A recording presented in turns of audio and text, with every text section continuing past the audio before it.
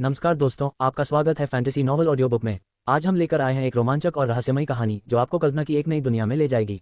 शुरू करने से पहले एक महत्वपूर्ण सूचना। इस कहानी के सभी पात्र, स्थान, घटनाएं और नाम पूर्णतः काल्पनिक हैं। इनका किसी वास्तविक व्यक्ति, स्थान या घटना से कोई संबंध नहीं है। यदि कोई समानता पाई जाती है तो वह मात्र संयोग होगी।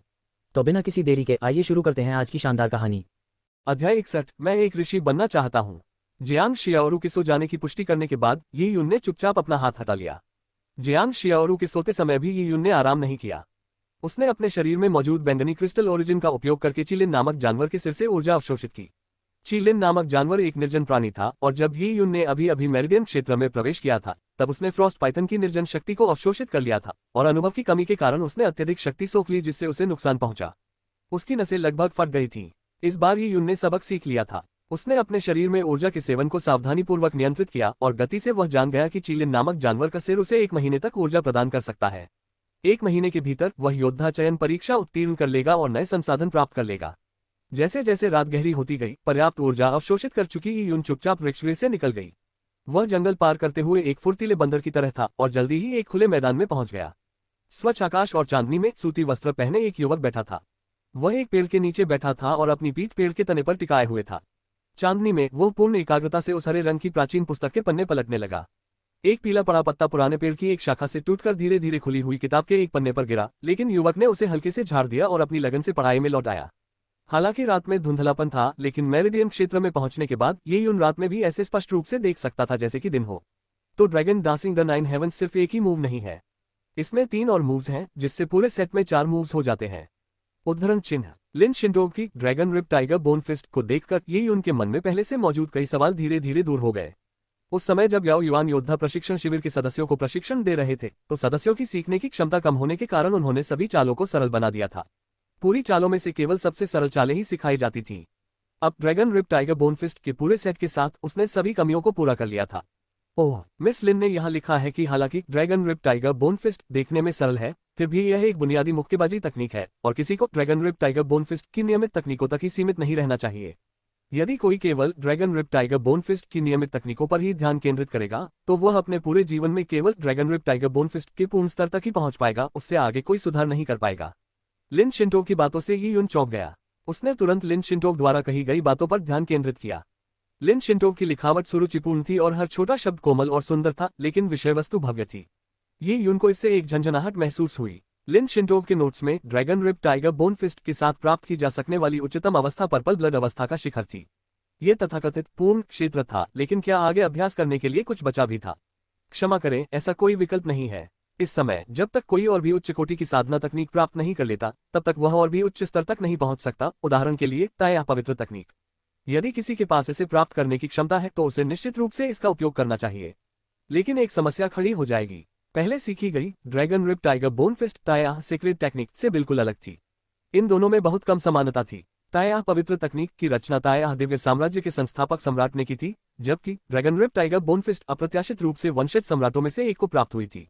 दोनों की वंश परंपरा एक जैसी नहीं थी। यदि 2 अलग अलग प्रणालियों का एक साथ उपयोग किया जाए तो ऐसे हिस्से होंगे जिन्हें पूर्णता के साथ एक साथ नहीं मिलाया जा सकेगा। पृथ्वी पर यह कुछ ऐसा होगा जैसे कोई हाई स्कूल का छात्र कॉलेज प्रवेश परीक्षा के लिए गणित का विषय चुने और कॉलेज में प्रवेश करने के बाद इतिहास का अध्ययन करने के लिए गणित छोड़ दे। इसका मतलब यह नहीं है कि वह कुछ भी सीख नहीं पाएगा। एक प्रतिभाशाली व्यक्ति आसानी से एक प्रसिद्ध इतिहासकार बन सकता है, लेकिन चाहे कुछ भी हो, पहले सीखा गया गणित बेकार था, क्योंकि ऐतिहासिक लेखों पर शोध करते समय क्या कोई अवकलन विधि काम आ सकती थी? तकनीक बदलते समय एक समस्या आती थी। ताया पवित्र तकनीक सीखने के बाद Dragon Rip Tiger Bone Fist बेकार हो जाती थी। इसका उपयोग केवल नश्वर रक्त को पार करने और उसे बैंगनी रक्त के शिखर तक पहुंचाने के लिए किया जाता था। ठीक वैसे ही जैसे हाई स्कूल का छात्र कॉलेज में दाखिले का पत्र पाने के लिए ही गणित सीखता है। इसका मतलब था संसाधनों की बर्बादी। एक योद्धा का समय अत्यंत मूल्यवान होता है। मार्शल आर्ट का अभ्यास करना मानो स्वर्ग से लड़ाई लड़ना था। उच्चतर स्तर तक पहुंचने के लिए निरंतर प्रयास करना और समय बर्बाद न करना आवश्यक था। लिन शिंटोग एक ऐसी शख्सियत थी जिन्होंने स्वर्ग के खिलाफ जाकर काम किया। वह एक असंभव चमत्कार को अंजाम देना चाहती थी, तो भला वह इस तरह की बर्बादी कैसे कर सकती थी? लिन शिंटोग का तरीका यह था कि वह नियमित दिनचर्या से परे जाकर उसे पूरी तरह से समझती थी और उसे केवल अपने उपयोग के लिए अनुकूलित करती थी। इसलिए दिनचर्या को भूल जाना, निराकारता को अपनाना भी कहलाता है, जो अपने स्वयं के मार्शल पद पर चलने के लिए एक महत्वपूर्ण कदम है। मार्शल आर्ट की बुनियादी समझ के आधार पर व्यक्ति मार्शल आर्ट के उच्च स्तर तक पहुंचने का मार्ग खोज सकता है। इस दौरान सीखी गई तकनीकें, चाहे वे बुनियादी हो, मध्यवर्ती हो या उन्नत हो, पूरी तरह से समझी जाएंगी और मार्शल आर्ट की अपनी समझ में समाहित हो जाएंगी। इसलिए ये व्यर्थ नहीं होगा। जब ये यून ने ऐसा नोट देखा तो उसे एक गंभीर अनुभूति हुई। हाँ, दिनचर्या की सीमाएं होती हैं, लेकिन मार्शल आर्ट की कोई सीमा नहीं है। प्राचीन चीन में मेंगजी ने कहा था, यदि आप जो कुछ भी पढ़ते हैं उस पर विश्वास करते हैं तो बेहतर है कि आप पढ़े ही नहीं। एक सच्चा विद्वान बुनियादी 3 अक्षर वाला ग्रंथ, 100 पारिवारिक उपनाम या उन्नत 4 महान ग्रंथ और यहाँ तक कि 100 विचारधाराओं का भी अध्ययन करता था। इन असंख्य क्लासिक रचनाओं को वे अपने सुंदर लेख लिखने से पहले अपने ज्ञान में समाहित कर लेंगे। मैं एक ऋषि बनना चाहता हूँ, मैं मार्शल आर्ट का ऋषि बनना चाहता हूँ। ये यून ने प्रतिज्ञा की और लिन शिंटोग द्वारा व्याख्या किए गए ड्रैगन रिप टाइगर बोनफिस्ट का और भी अधिक लगन से अध्ययन करना शुरू कर दिया। कहने की जरूरत नहीं, ये जन्म का लाभ था। लिन शिंटोग एक बड़े परिवार में पैदा हुई थी और उसे कई तरह के अनुभव और दृष्टिकोण प्राप्त हुए थे, इसलिए यह असाधारण था। ये यून ने केवल 2 महीने ही मार्शल आर्ट का अभ्यास किया था, लेकिन भले ही उसकी बोध क्षमता कितनी भी अधिक क्यों न हो, वह लिन शिंटोग के धूल के निशानों तक भी नहीं पहुंच पाएगा। अनुभव निरंतर ज्ञान संचय से ही प्राप्त होता है। यहाँ तक कि एक ऋषि को भी बचपन में तुतलाते हुए ही शुरुआत करनी पड़ती है। ये यून ने ड्रैगन रिप टाइगर बोनफिस्ट को शुरू से अंत तक पढ़ने में 2 घंटे का समय लिया। उन्होंने इस पर मनन किया और उन्हें एक गहन ज्ञानोदय प्राप्त हुआ। मैं भी मिस लिन की समझ पर भरोसा नहीं कर सकती। हर किसी की चीजों को समझने की क्षमता अलग अलग होती है। कई चीजें केवल समझी जा सकती हैं, उनका वर्णन नहीं किया जा सकता। मुझे अपनी राय खुद बनानी होगी। दूसरों की राय को समझना जरूरी था, लेकिन वह केवल उन पर निर्भर नहीं रह सकता था। ये यून ने सावधानीपूर्वक मैनुअल को अपने पास रखा और एक बड़ी चट्टान पर कूद गई। उसका शरीर चिलिन नामक राक्षस की अग्नितत्वीय ऊर्जा से भरा हुआ था। मेरिडियन क्षेत्र में प्रवेश करने के बाद से उसका सबसे बड़ा लाभ यह था कि वह अपने शरीर की ऊर्जा को लचीले ढंग से नियंत्रित कर सकता था। ट्री हाउस में उसने जो चिलिन पशु ऊर्जा अवशोषित की थी, वह उसके डेंटियन में समाहित हो गई थी। अब ये यून ने अपना रेनडू एयरमाई खोलना शुरू किया और उसे अपने शरीर में गर्मी की लहर महसूस हुई। ये यून के रेनडू एयरमाई में गर्मी का प्रवाह बार बार होता रहा। धीरे धीरे ये यून का शरीर जलने लगा, मानो उसने किसी गर्म झरने में एक बड़ा घड़ा शराब पी ली हो। इसी ताकत का इस्तेमाल करते हुए ये यून ने ड्रैगन रिप टाइगर बोनफिस्ट का प्रदर्शन करना शुरू कर दिया। चिलिन ऊर्जा के उसके सिर में प्रवाहित होने से ये यून ने अपनी आत्मा को पूरी तरह से शांत महसूस किया। उसका शरीर बिना सोचे समझे स्वतंत्र रूप से हिलने डुलने लगा, मानो सहज प्रवृत्ति से चल रहा हो। इस प्रकार की एकाग्र अवस्था मार्शल आर्ट सीखने के लिए सर्वोत्तम अवस्था थी। ये कहना गलत नहीं होगा कि यद्यपि ये यून का स्वास्थ्य अच्छा नहीं था, फिर भी उसकी सूझबूझ और बुद्धिमत्ता उसकी हमउम्र बच्चों से कहीं अधिक थी। 2 जीवन जी चुके इस यून के सामने तो बड़े बड़े कबीलों के कुलीन भी फीके पड़ जाते। चौथे नश्वर रक्त क्षेत्र से लेकर 5वें नश्वर रक्त क्षेत्र तक खजाने खाने के अलावा एक और महत्वपूर्ण कदम युआनची को अपने शरीर में एकत्रित करना था। और वास्तव में यही सबसे कठिन कदम था। उस विशाल निर्जन जंगल में रहने वाले योद्धा उड़ सकते थे, दसियों और सैकड़ों कड़ाहे उठा सकते थे और पहाड़ों को समतल कर सकते थे। यह ऊर्जा कहाँ से आए? क्या दलिया, सब्जियां और चाय खाने से उतनी ऊर्जा मिल सकती है? जाहिर है यह असंभव है। पृथ्वी से प्राप्त ज्ञान का उपयोग करते हुए ऊर्जा का संरक्षण किया गया। घोड़े को दौड़ाने के लिए उसे घास खिलानी पड़ती थी। योद्धाओं के लिए भी यही बात लागू होती थी। किसी योद्धा को पहाड़ हिलाने के लिए उसे पहाड़ हिलाने की ऊर्जा प्रदान करनी पड़ती थी। इसलिए जब योद्धा अपने शरीर को प्रशिक्षित करते हैं, चाहे वह कोई खजाना हो, जानवर का मांस हो या वीरान हड्डियां हो, उन्हें लगातार इनका सेवन करना पड़ता था, क्योंकि योद्धाओं की ऊर्जा खपत भोजन पर निर्भर थी। लेकिन चीगैद्र स्तर पर पहुंचने के बाद योद्धा ऊर्जा प्रदान करने के लिए केवल खाए गए भोजन पर ही निर्भर नहीं रहेंगे, बल्कि वे अपने शरीर की पूर्ति के लिए आसपास के वातावरण से भी ऊर्जा अवशोषित कर सकेंगे। जब योद्धा और भी उच्च स्तर की साधना प्राप्त कर लेते हैं तो वे पहाड़ों को गिरा सकते हैं और समुद्रों को उलट सकते हैं। उस समय ऊर्जा का मुख्य स्रोत भोजन नहीं बल्कि स्वर्ग पृथ्वी युआनची से प्राप्त ऊर्जा होती है। ड्रैगन रिप टाइगर बोनफिस्ट के 2 राउंड के बाद ये यून को अपने शरीर में गर्मी महसूस होने लगी। उसका शरीर पसीने से भीग गया था। ड्रैगन रिप टाइगर बोनफिस्ट को सही ढंग से पूरा करना बेहद कठिन काम था। ये यून द्वारा अवशोषित ऊर्जा 2 चरणों में समाप्त हो गई। यह ऊर्जा फिर ये यून के शरीर में समाहित हो गई और उसके शरीर को पोषण प्रदान करने लगी। अध्याय 62 बलि का बकरा। इस समय लियान जनजाति के कुलपिता का परिसर स्थित है। क्या ये कमीनी जियांग शियाओरू भाग गई? ये खबर सुनते ही लियान चेंग्यू के घर में रखी चाय की प्याली टूटकर बिखर गई। गर्म चाय छिटक गई, जिससे झाओ तेजू को झटका लगा। उसे समझ नहीं आ रहा था कि लियान चेंग्यू इतना क्रोधित क्यों हो गया था। दरअसल लियान चेंग्यू में हीन भावना तो थी, लेकिन वह स्वाभिमानी भी था। बड़े कबीले के संभ्रांतों के सामने उसे हीन भाव दिखाना पड़ता था, लेकिन लियान कबीले के गरीब लोगों के सामने वह अपनी शान को ठेस पहुंचाने वाली कोई भी बात बर्दाश्त नहीं करता था। उदाहरण के लिए जियांग शियाओरू। हालांकि लियान चेंग्यू जियांग शियाओरू को चाहते थे, लेकिन उन्होंने अपने अधीनस्थों के सामने कभी ऐसी इच्छा व्यक्त नहीं की। ये ठीक वैसा ही था जैसे कोई सम्राट किसी दरबारी लड़की को पसंद कर ले। वह केवल मिलने जाते, लेकिन कभी उसका पीछा नहीं करते। एक साधारण सा आम आदमी भला उसके पीछा करने के लायक कैसे हो सकता है? यही कारण था कि झाओ तेजू को जियांग शियाओरू के प्रति लियान चेंग्यू की योजनाओं के बारे में पता नहीं था। अब भी वह इस बात से हैरान था कि जियांग शियाओरू के भाग जाने पर लियान चेंग्यू इतना क्रोधित क्यों था। चले जाओ, लियान चेंग्यू ने हाथ हिलाया। उसका चेहरा उदास था। मुझे उम्मीद नहीं थी कि यह कुतिया इतनी जिद्दी होगी, मेरे वश में होने के बजाय मरना पसंद करेगी। लियान चेंगयू के इतने गुस्से में होने का एक कारण ये भी था कि वह जियांग शियाओरू के असाधारण स्वभाव और रूप रंग से ईर्ष्या करता था। दूसरा कारण ही सबसे अहम था। संसाधनहीन लियान कबीले में पले बड़े लियान चेंगयू को हमेशा अपनी मनचाही चीजें आसानी से मिल जाती थीं। लेकिन एक बड़े कबीले से एक बेकार पड़ी चीज पाने के लिए भी उसे झुकना पड़ता था। इस अनुभव ने उसके मन में एक तीव्र लालसा पैदा कर दी थी। वह ऐसी चीजें हासिल करना चाहता था जो उसकी नहीं थी, और अगर वह चीज उसकी होती भी तो उसे कोई छू नहीं सकता था। लियान चेंगयू के लिए जियांग शियाओरू लियान कबीले से संबंधित थी, इसलिए वह पूरी तरह से उसकी थी। अगर वह दूसरों की चीजें हासिल नहीं कर पाता था तो कोई बात नहीं, लेकिन लियान कबीले की चीजें उसकी और उसके परिवार की थीं। इसलिए उसके भाग जाने से ज्यादा उसे किसी बात पर गुस्सा नहीं आया। हो सकता है ये कुतिया पहले ही मर चुकी हो। 15 साल की लड़की को अकेले ही विशाल जंगल में भागने के लिए बहुत साहस की आवश्यकता थी, क्योंकि यह आत्महत्या के बराबर था, और उसे ढूंढने के लिए आदमियों को भेजना असंभव था। वह विशाल जंगल इतना बड़ा था, कौन जानेगा कि जियांग शियाओरू किस दिशा में भागी होगी। और अपने योद्धा प्रशिक्षण शिविर से दर्जनों सैनिकों को भेजना संभवतः कुछ मौतों का कारण बन सकता था। ये जोखिम उठाने लायक नहीं था। कुछ ही समय बाद लियान चेंगयू को दूसरी खबर मिली। जिन लोगों ने रक्त पतला करने वाली गोली ली थी वे अंततः बीमार पड़ गए। दरअसल उनके बीमार पड़ने का समय लियान चेंगयू के मूल अनुमान से पहले ही विलंबित हो चुका था। वे सभी बेहद कमजोर थे और हर खांसी के साथ खून निकल रहा था।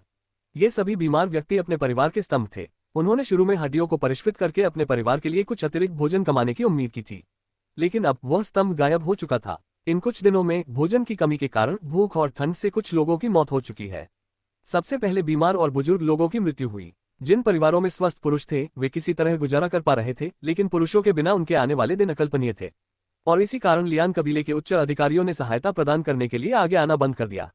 उन्होंने भोजन भी नहीं दिया, क्योंकि लियान चेंगयू ने यह निर्णय ले लिया था कि ये लोग अधिक समय तक जीवित नहीं रह पाएंगे और इनका महत्व समाप्त हो चुका है।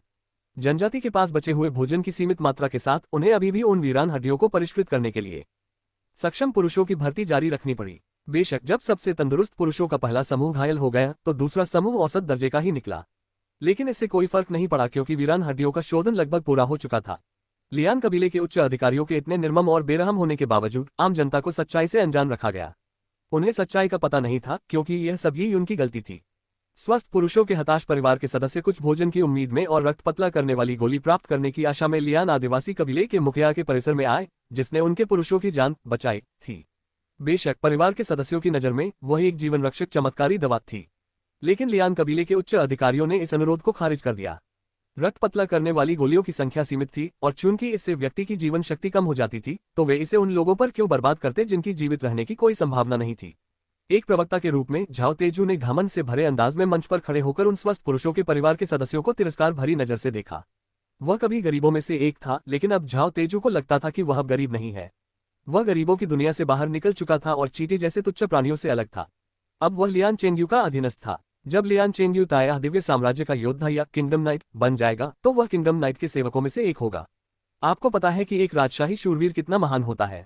प्रधानमंत्री के घर का पहरेदार होना तीसरे दर्जे के अधिकारी के बराबर होता है। ऐसे में झाओ तेजू कई पत्नियां रख सकता है और कामयाब हो सकता है। भला वो इन कंगाल गरीबों के साथ कैसे घुल मिल सकता है? तुम लोग इतना शोर क्यों मचा रहे हो? तुम लोग इतना शोर क्यों मचा रहे हो? तुम गंवारों को अब भी जीवन बचाने वाली कोई चमत्कारिक दवा चाहिए। तुम्हें क्या लगता है हमारे कबीले में ऐसी कितनी चमत्कारिक दवाएं हैं? क्या तुम्हें पता है कि किसी चमत्कारिक दवा को परिष्कृत करने में कितना खर्च आता है? झाओ तेजू ने फटेहाल महिलाओं और बच्चों के उस समूह को घृणा भरी नजरों से देखा, लेकिन ये देखकर कि वे उसके शब्दों से स्तब्ध रह गए थे, उसे लगा कि वह अब उच्च कोटि का व्यक्ति बन गया है। अगर मैं सीधे सीधे कहूं तो तुम सब गंवारों की जिंदगियां भी किसी चमत्कारिक दवा के बदले में काफी नहीं होंगी। तुम्हें खाना चाहिए, तुम्हें चमत्कारी दवाइयां चाहिए। उम्मीद छोड़ दो। इस कबीले ने पहले भी एक बार तुम्हारे आदमियों की जान बचाई है और तुम अब भी दूसरी बार की उम्मीद कर रहे हो। प्लेग की चपेट में गलती से तुम्हारे ही आदमी आ गए। कबीले का इससे कोई लेना देना नहीं है। तुम्हारी किस्मत ही खराब है। अगर किसी को दोष देना ही है तो उस लड़के ही उनको दोष दो। उसी को संक्रमण हुआ और उसने ही तुम्हें संक्रमित किया। वह कमीना मरने के बाद भी दूसरों को नुकसान पहुंचा रहा है। झाओ तेजू का मकसद आग में घी डालना था, और इसी समय किसी ने कर्कश आवाज में फोन किया, सैनिक झाओ सही कह रहा है, ये सब उस मनहूस ही उनकी वजह से है। ये लियान कुहुआ की आवाज थी। वह भीड़ में घुल मिल गई थी और जनमत को प्रभावित करने के लिए उपयुक्त समय की प्रतीक्षा कर रही थी। और वो जियांग शियाओरू, वो मोहक स्त्री। हमारे लियान कबीले ने उस संकटग्रस्त परिवार को दयापूर्वक शरण दी थी, उन्हें भोजन और रहने की जगह दी थी, लेकिन उन्होंने न केवल हमें कुछ नहीं लौटाया बल्कि हम पर विपत्ति भी ला दी। गांव वालों, अगर किसी को दोष देना ही है तो उन दो मनहूस को दोष दो। लियान कुहुआ ने जोर जोर से चिल्लाते हुए कहा, और स्वस्थ पुरुषों के परिवार वाले हताशा की स्थिति में सही गलत में फर्क नहीं कर पा रहे थे। इसके अलावा सच्चाई उनके लिए बहुत जटिल थी, जिसके कारण इसे समझना बहुत मुश्किल था। अब वो कमीनी जियांग शियाओरू चली गई, सजा से बचने के लिए भाग गई। चलो उसका घर जला देते हैं, ये सुनिश्चित करते हैं कि अगर वो वापस भी आए तो ठंड से जमकर मर जाए, भूख से मर जाए। उनका घर जलाना भी एक तरह का भूत भगाने का अनुष्ठान है। चलो गांव वालों। लियान पेहुआ ने अपना फटा हुआ लबादा उतार दिया और केवल ऊपरी भाग पहने हुए मंच पर कूद पड़ी और अपने लबादे को ऐसे लहराने लगी जैसे वह कोई छोटा झंडा हो। लोगों में सामूहिक व्यवहार की प्रवृत्ति थी, इसलिए वे आसानी से बहकावे में आ जाते थे। इसके अलावा उनके मन में यही बात थी कि यूं ही उनके तंदुरुस्त आदमियों के कमजोर पड़ने का असली कारण था, जिसकी वजह से उनके सामने विकट समय आने वाला था। वे शायद भूख या ठंड से मर जाएंगे। लियान पेहुआ के उकसावे पर लोगों ने एक बार फिर जियांग शियाओरू के घर को घेर लिया। ये लोग या तो सचमुच गुस्से में थे या फिर बस भीड़ का अनुसरण कर रहे थे। कुछ ऐसे भी थे जिनमें ऐसा करने की हिम्मत नहीं थी, लेकिन परिणाम नहीं बदला। 10 मशालें जियांग शियाओरू की गोबर से भरी जर्जर झोपड़ी की ओर फेंकी गईं। आग की लपटें आसमान तक पहुंच गईं। चटकने की आवाजें राक्षसों की चीखों जैसी थीं। जैसे ही लपटों की लपटें आकाश में फैली, घना काला धुआं उठा जिसने सुंदर लाल आकाश को काला कर दिया। दूर से लियान चेंग्यू बिना किसी भाव के ये दृश्य देख रहा था। जियांग शियाओरू का घर जलाना उसे संतुष्ट करने के लिए पर्याप्त नहीं था, उसके लिए केवल यही मायने रखता था कि जियांग शियाओरू मिल जाए। उसने शांत भाव से अपने पीछे खड़े झाओ तेजू से कहा, आदेश भेज दो, वीरान हड्डियों के शोधन को प्रभावित मत करना। साथ ही शिकार पर जाते समय अगर तुम्हें जियांग शियाओरू मिले तो उसे मेरे पास ले आना, इनाम मिलेगा। जी हाँ युवा स्वामी लियान, मैं गारंटी देता हूँ कि यह काम हो जाएगा। झाओ तेजू ने आदेश स्वीकार किया और चले गए। अध्याय 63 ची संग्राहक क्षेत्र। लियान कबीले के पीछे के पहाड़ों में ये यून दूर से उठता हुआ काला धुआं देख सकता था। वह आग की स्थिति तो नहीं देख पा रहा था, लेकिन उसे अंदाजा था कि क्या हुआ होगा। उसने केवल तिरस्कार भरी मुस्कान दी और कुछ नहीं कहा। वह जियांग शियाओरू को उस विशाल जंगल से बाहर निकालने की योजना बना रहा था, इसलिए घर जलाना जायज था। ये यून ने अपनी आंखें बंद कर ली और स्वर्ग पृथ्वी युआंची का उत्सर्जन करने लगा। एक बार जब उसकी नसें खुल गईं, तो वह प्राण त्याग सकता था। श्वसन के दौरान स्वर्ग पृथ्वी की युआंची ऊर्जा अवशोषित होती है। एक चक्र पूरा होने के बाद ऊर्जा रोमच्छिद्रों से बाहर निकलती है और शरीर को सूक्ष्म रूप से रूपांतरित करती है, जो एक संचयी प्रक्रिया है। और जब नाड़ियों को खोल दिया जाता है तो वे स्वर्ग पृथ्वी युआंची के प्रवाह के लिए चैनल बन जाते हैं। लिन शिंटोग की नसें सूख गई थी, इसलिए सबसे बड़ी समस्या स्वर्ग पृथ्वी युआंक्यूई को बाहर निकालने में असमर्थता थी, जिससे वह अपने शरीर में ऊर्जा का स्वतंत्र रूप से उपयोग करने में असमर्थ थी। लेकिन इन पाबंदियों के बावजूद भी लिन शिंटोग ने मार्शल आर्ट में अपनी आज की उपलब्धियां हासिल कर लीं। यह एक अद्भुत उपलब्धि थी। ये यून को इस बात का पता नहीं था और वह एक समाधि जैसी अवस्था में बैठा था और युआंची का उत्सर्जन करने लगा। समाप्ति प्रक्रिया सरल लग सकती है, लेकिन ऐसा नहीं था। यह प्रतिभा की परीक्षा लेने की एक प्रक्रिया थी। प्रतिभाहीन व्यक्ति कभी भी समाधि जैसी अवस्था में प्रवेश नहीं कर पाएगा। उसे लगेगा कि समय बहुत धीरे धीरे बीत रहा है। 20 घंटे या 1-2 दिन तक पालथी मारकर बैठने और सांस छोड़ने के बाद ये बहुत उबाऊ हो जाएगा। अधिकांश लोग लंबे समय तक इस उबाऊ काम को करते करते अपना धैर्य खो देंगे। विशेषकर अतिसक्रिय बच्चे इसे सहन नहीं कर पाएंगे। लेकिन अगर कोई समाधि जैसी अवस्था तक पहुंच जाए तो समय का बोझ ही समाप्त हो जाएगा। पलक झपकते ही कई दिन बीत जाएंगे और मृत्यु को प्राप्त होने वाले व्यक्ति को ऐसा लगेगा जैसे उसने अभी अभी झपकी ली हो। ये यून की बात करें तो वह इस समय ऐसी ही स्थिति में था। ये यून का शारीरिक गठन सामान्य व्यक्ति जैसा था, लेकिन उसकी आत्मा दूसरों से भिन्न थी। उसमें असाधारण बोध शक्ति थी और उसके भीतर बैंगनी क्रिस्टल छिपा हुआ था। बैंगनी क्रिस्टल एक दिव्य कलाकृति थी जो ऊर्जा से संबंधित थी। एक व्यक्ति के शरीर में आत्मा, ऊर्जा और मन होते हैं। शरीर में आत्मा होती है जबकि मन से संबंधित होता है और ऊर्जा होती है। पर्पल क्रिस्टल का उपयोग करके ची ऊर्जा एकत्रित करने से ये यून इसे आसानी से कर सका। जिस गति से वह स्वर्ग पृथ्वी युआंची को अवशोषित करता था या उसकी नसों में रक्त संचार की गति एक सामान्य व्यक्ति की तुलना में कहीं अधिक तेज थी। इस वजह से ये यून समय की अवधारणा को पूरी तरह से भूल चुकी थी। सूर्यास्त से लेकर देर रात तक, देर रात से लेकर सुबह तक पहाड़ पर ठंड थी और ये यून के कपड़े ठंडी हवा से भीग गए थे। उसके बालों पर बर्फ की एक सफेद परत जम चुकी थी। ये यून ने पहले ही जियांग शियाओरू को चेतावनी दी थी कि वह उसे न ढूंढे और वृक्षगृह में निश्चिंत होकर प्रतीक्षा करे। ट्री हाउस में पर्याप्त मात्रा में भोजन था जिसे जियांग शियाओरू भूख लगने पर तैयार कर सकती थी। सूर्योदय के बाद विशाल निर्जन क्षेत्र में सूर्य उदय हुआ। सुनहरे सूर्य का धीरे धीरे ऊपर चढ़ना एक सुंदर दृश्य था। क्षितिज सूर्य की रोशनी से सुनहरा प्रतीत हो रहा था। ऐसा लग रहा था मानो पूरा पहाड़ सुनहरी धूप का स्वागत करते हुए पुनर्जीवित हो उठा हो। ये यून स्थिर खड़ा रहा। उसका युवा चेहरा उगते सूरज का इस तरह स्वागत कर रहा था मानो उसकी त्वचा पर प्रकाश की कई बूंदें उछल रही हो। सूर्योदय के बाद दोपहर हुई, फिर शाम हुई और अंत में रात हो गई। ये यून एक दिन और एक रात तक वहां बैठकर ध्यान करता रहा। उसने एक भी अनाज का दाना नहीं खाया था। वह एक चट्टान की तरह स्थिर था जो कभी हिलता नहीं था। लेकिन अगर आपके पास ये यून जैसी दृष्टि होती तो आप देखते कि अनगिनत प्रकाश बिंदु ये यून की ओर उड़ रहे हैं और उसके पूरे शरीर को ढक रहे हैं। बहते हुए सुनहरे प्रकाश से उसके शरीर की नसें एकदम स्पष्ट हो गई थीं। प्रकाश में ऐसा लग रहा था मानो वह पारदर्शी हो गया हो। ये यून उसके शरीर के अंदरूनी हिस्से को भी देख सकता था, जहां चमकती हुई नसें एक आदर्श मेरिडियन ग्राफ बनाती थीं। यह एक मनमोहक दृश्य था। धीरे धीरे ये यून को दिखाई देने वाली रोशनी घनी होती जा रही थी। उसकी नसें और भी चमकदार होती जा रही थी और उसका शरीर गर्म होता जा रहा था। ये यून के मन में कई छवियां उभर आईं। ये Dragon Rip Tiger Bone Fist की चालें थी जो उसके दिमाग में एक फिल्म की तरह चल रही थी।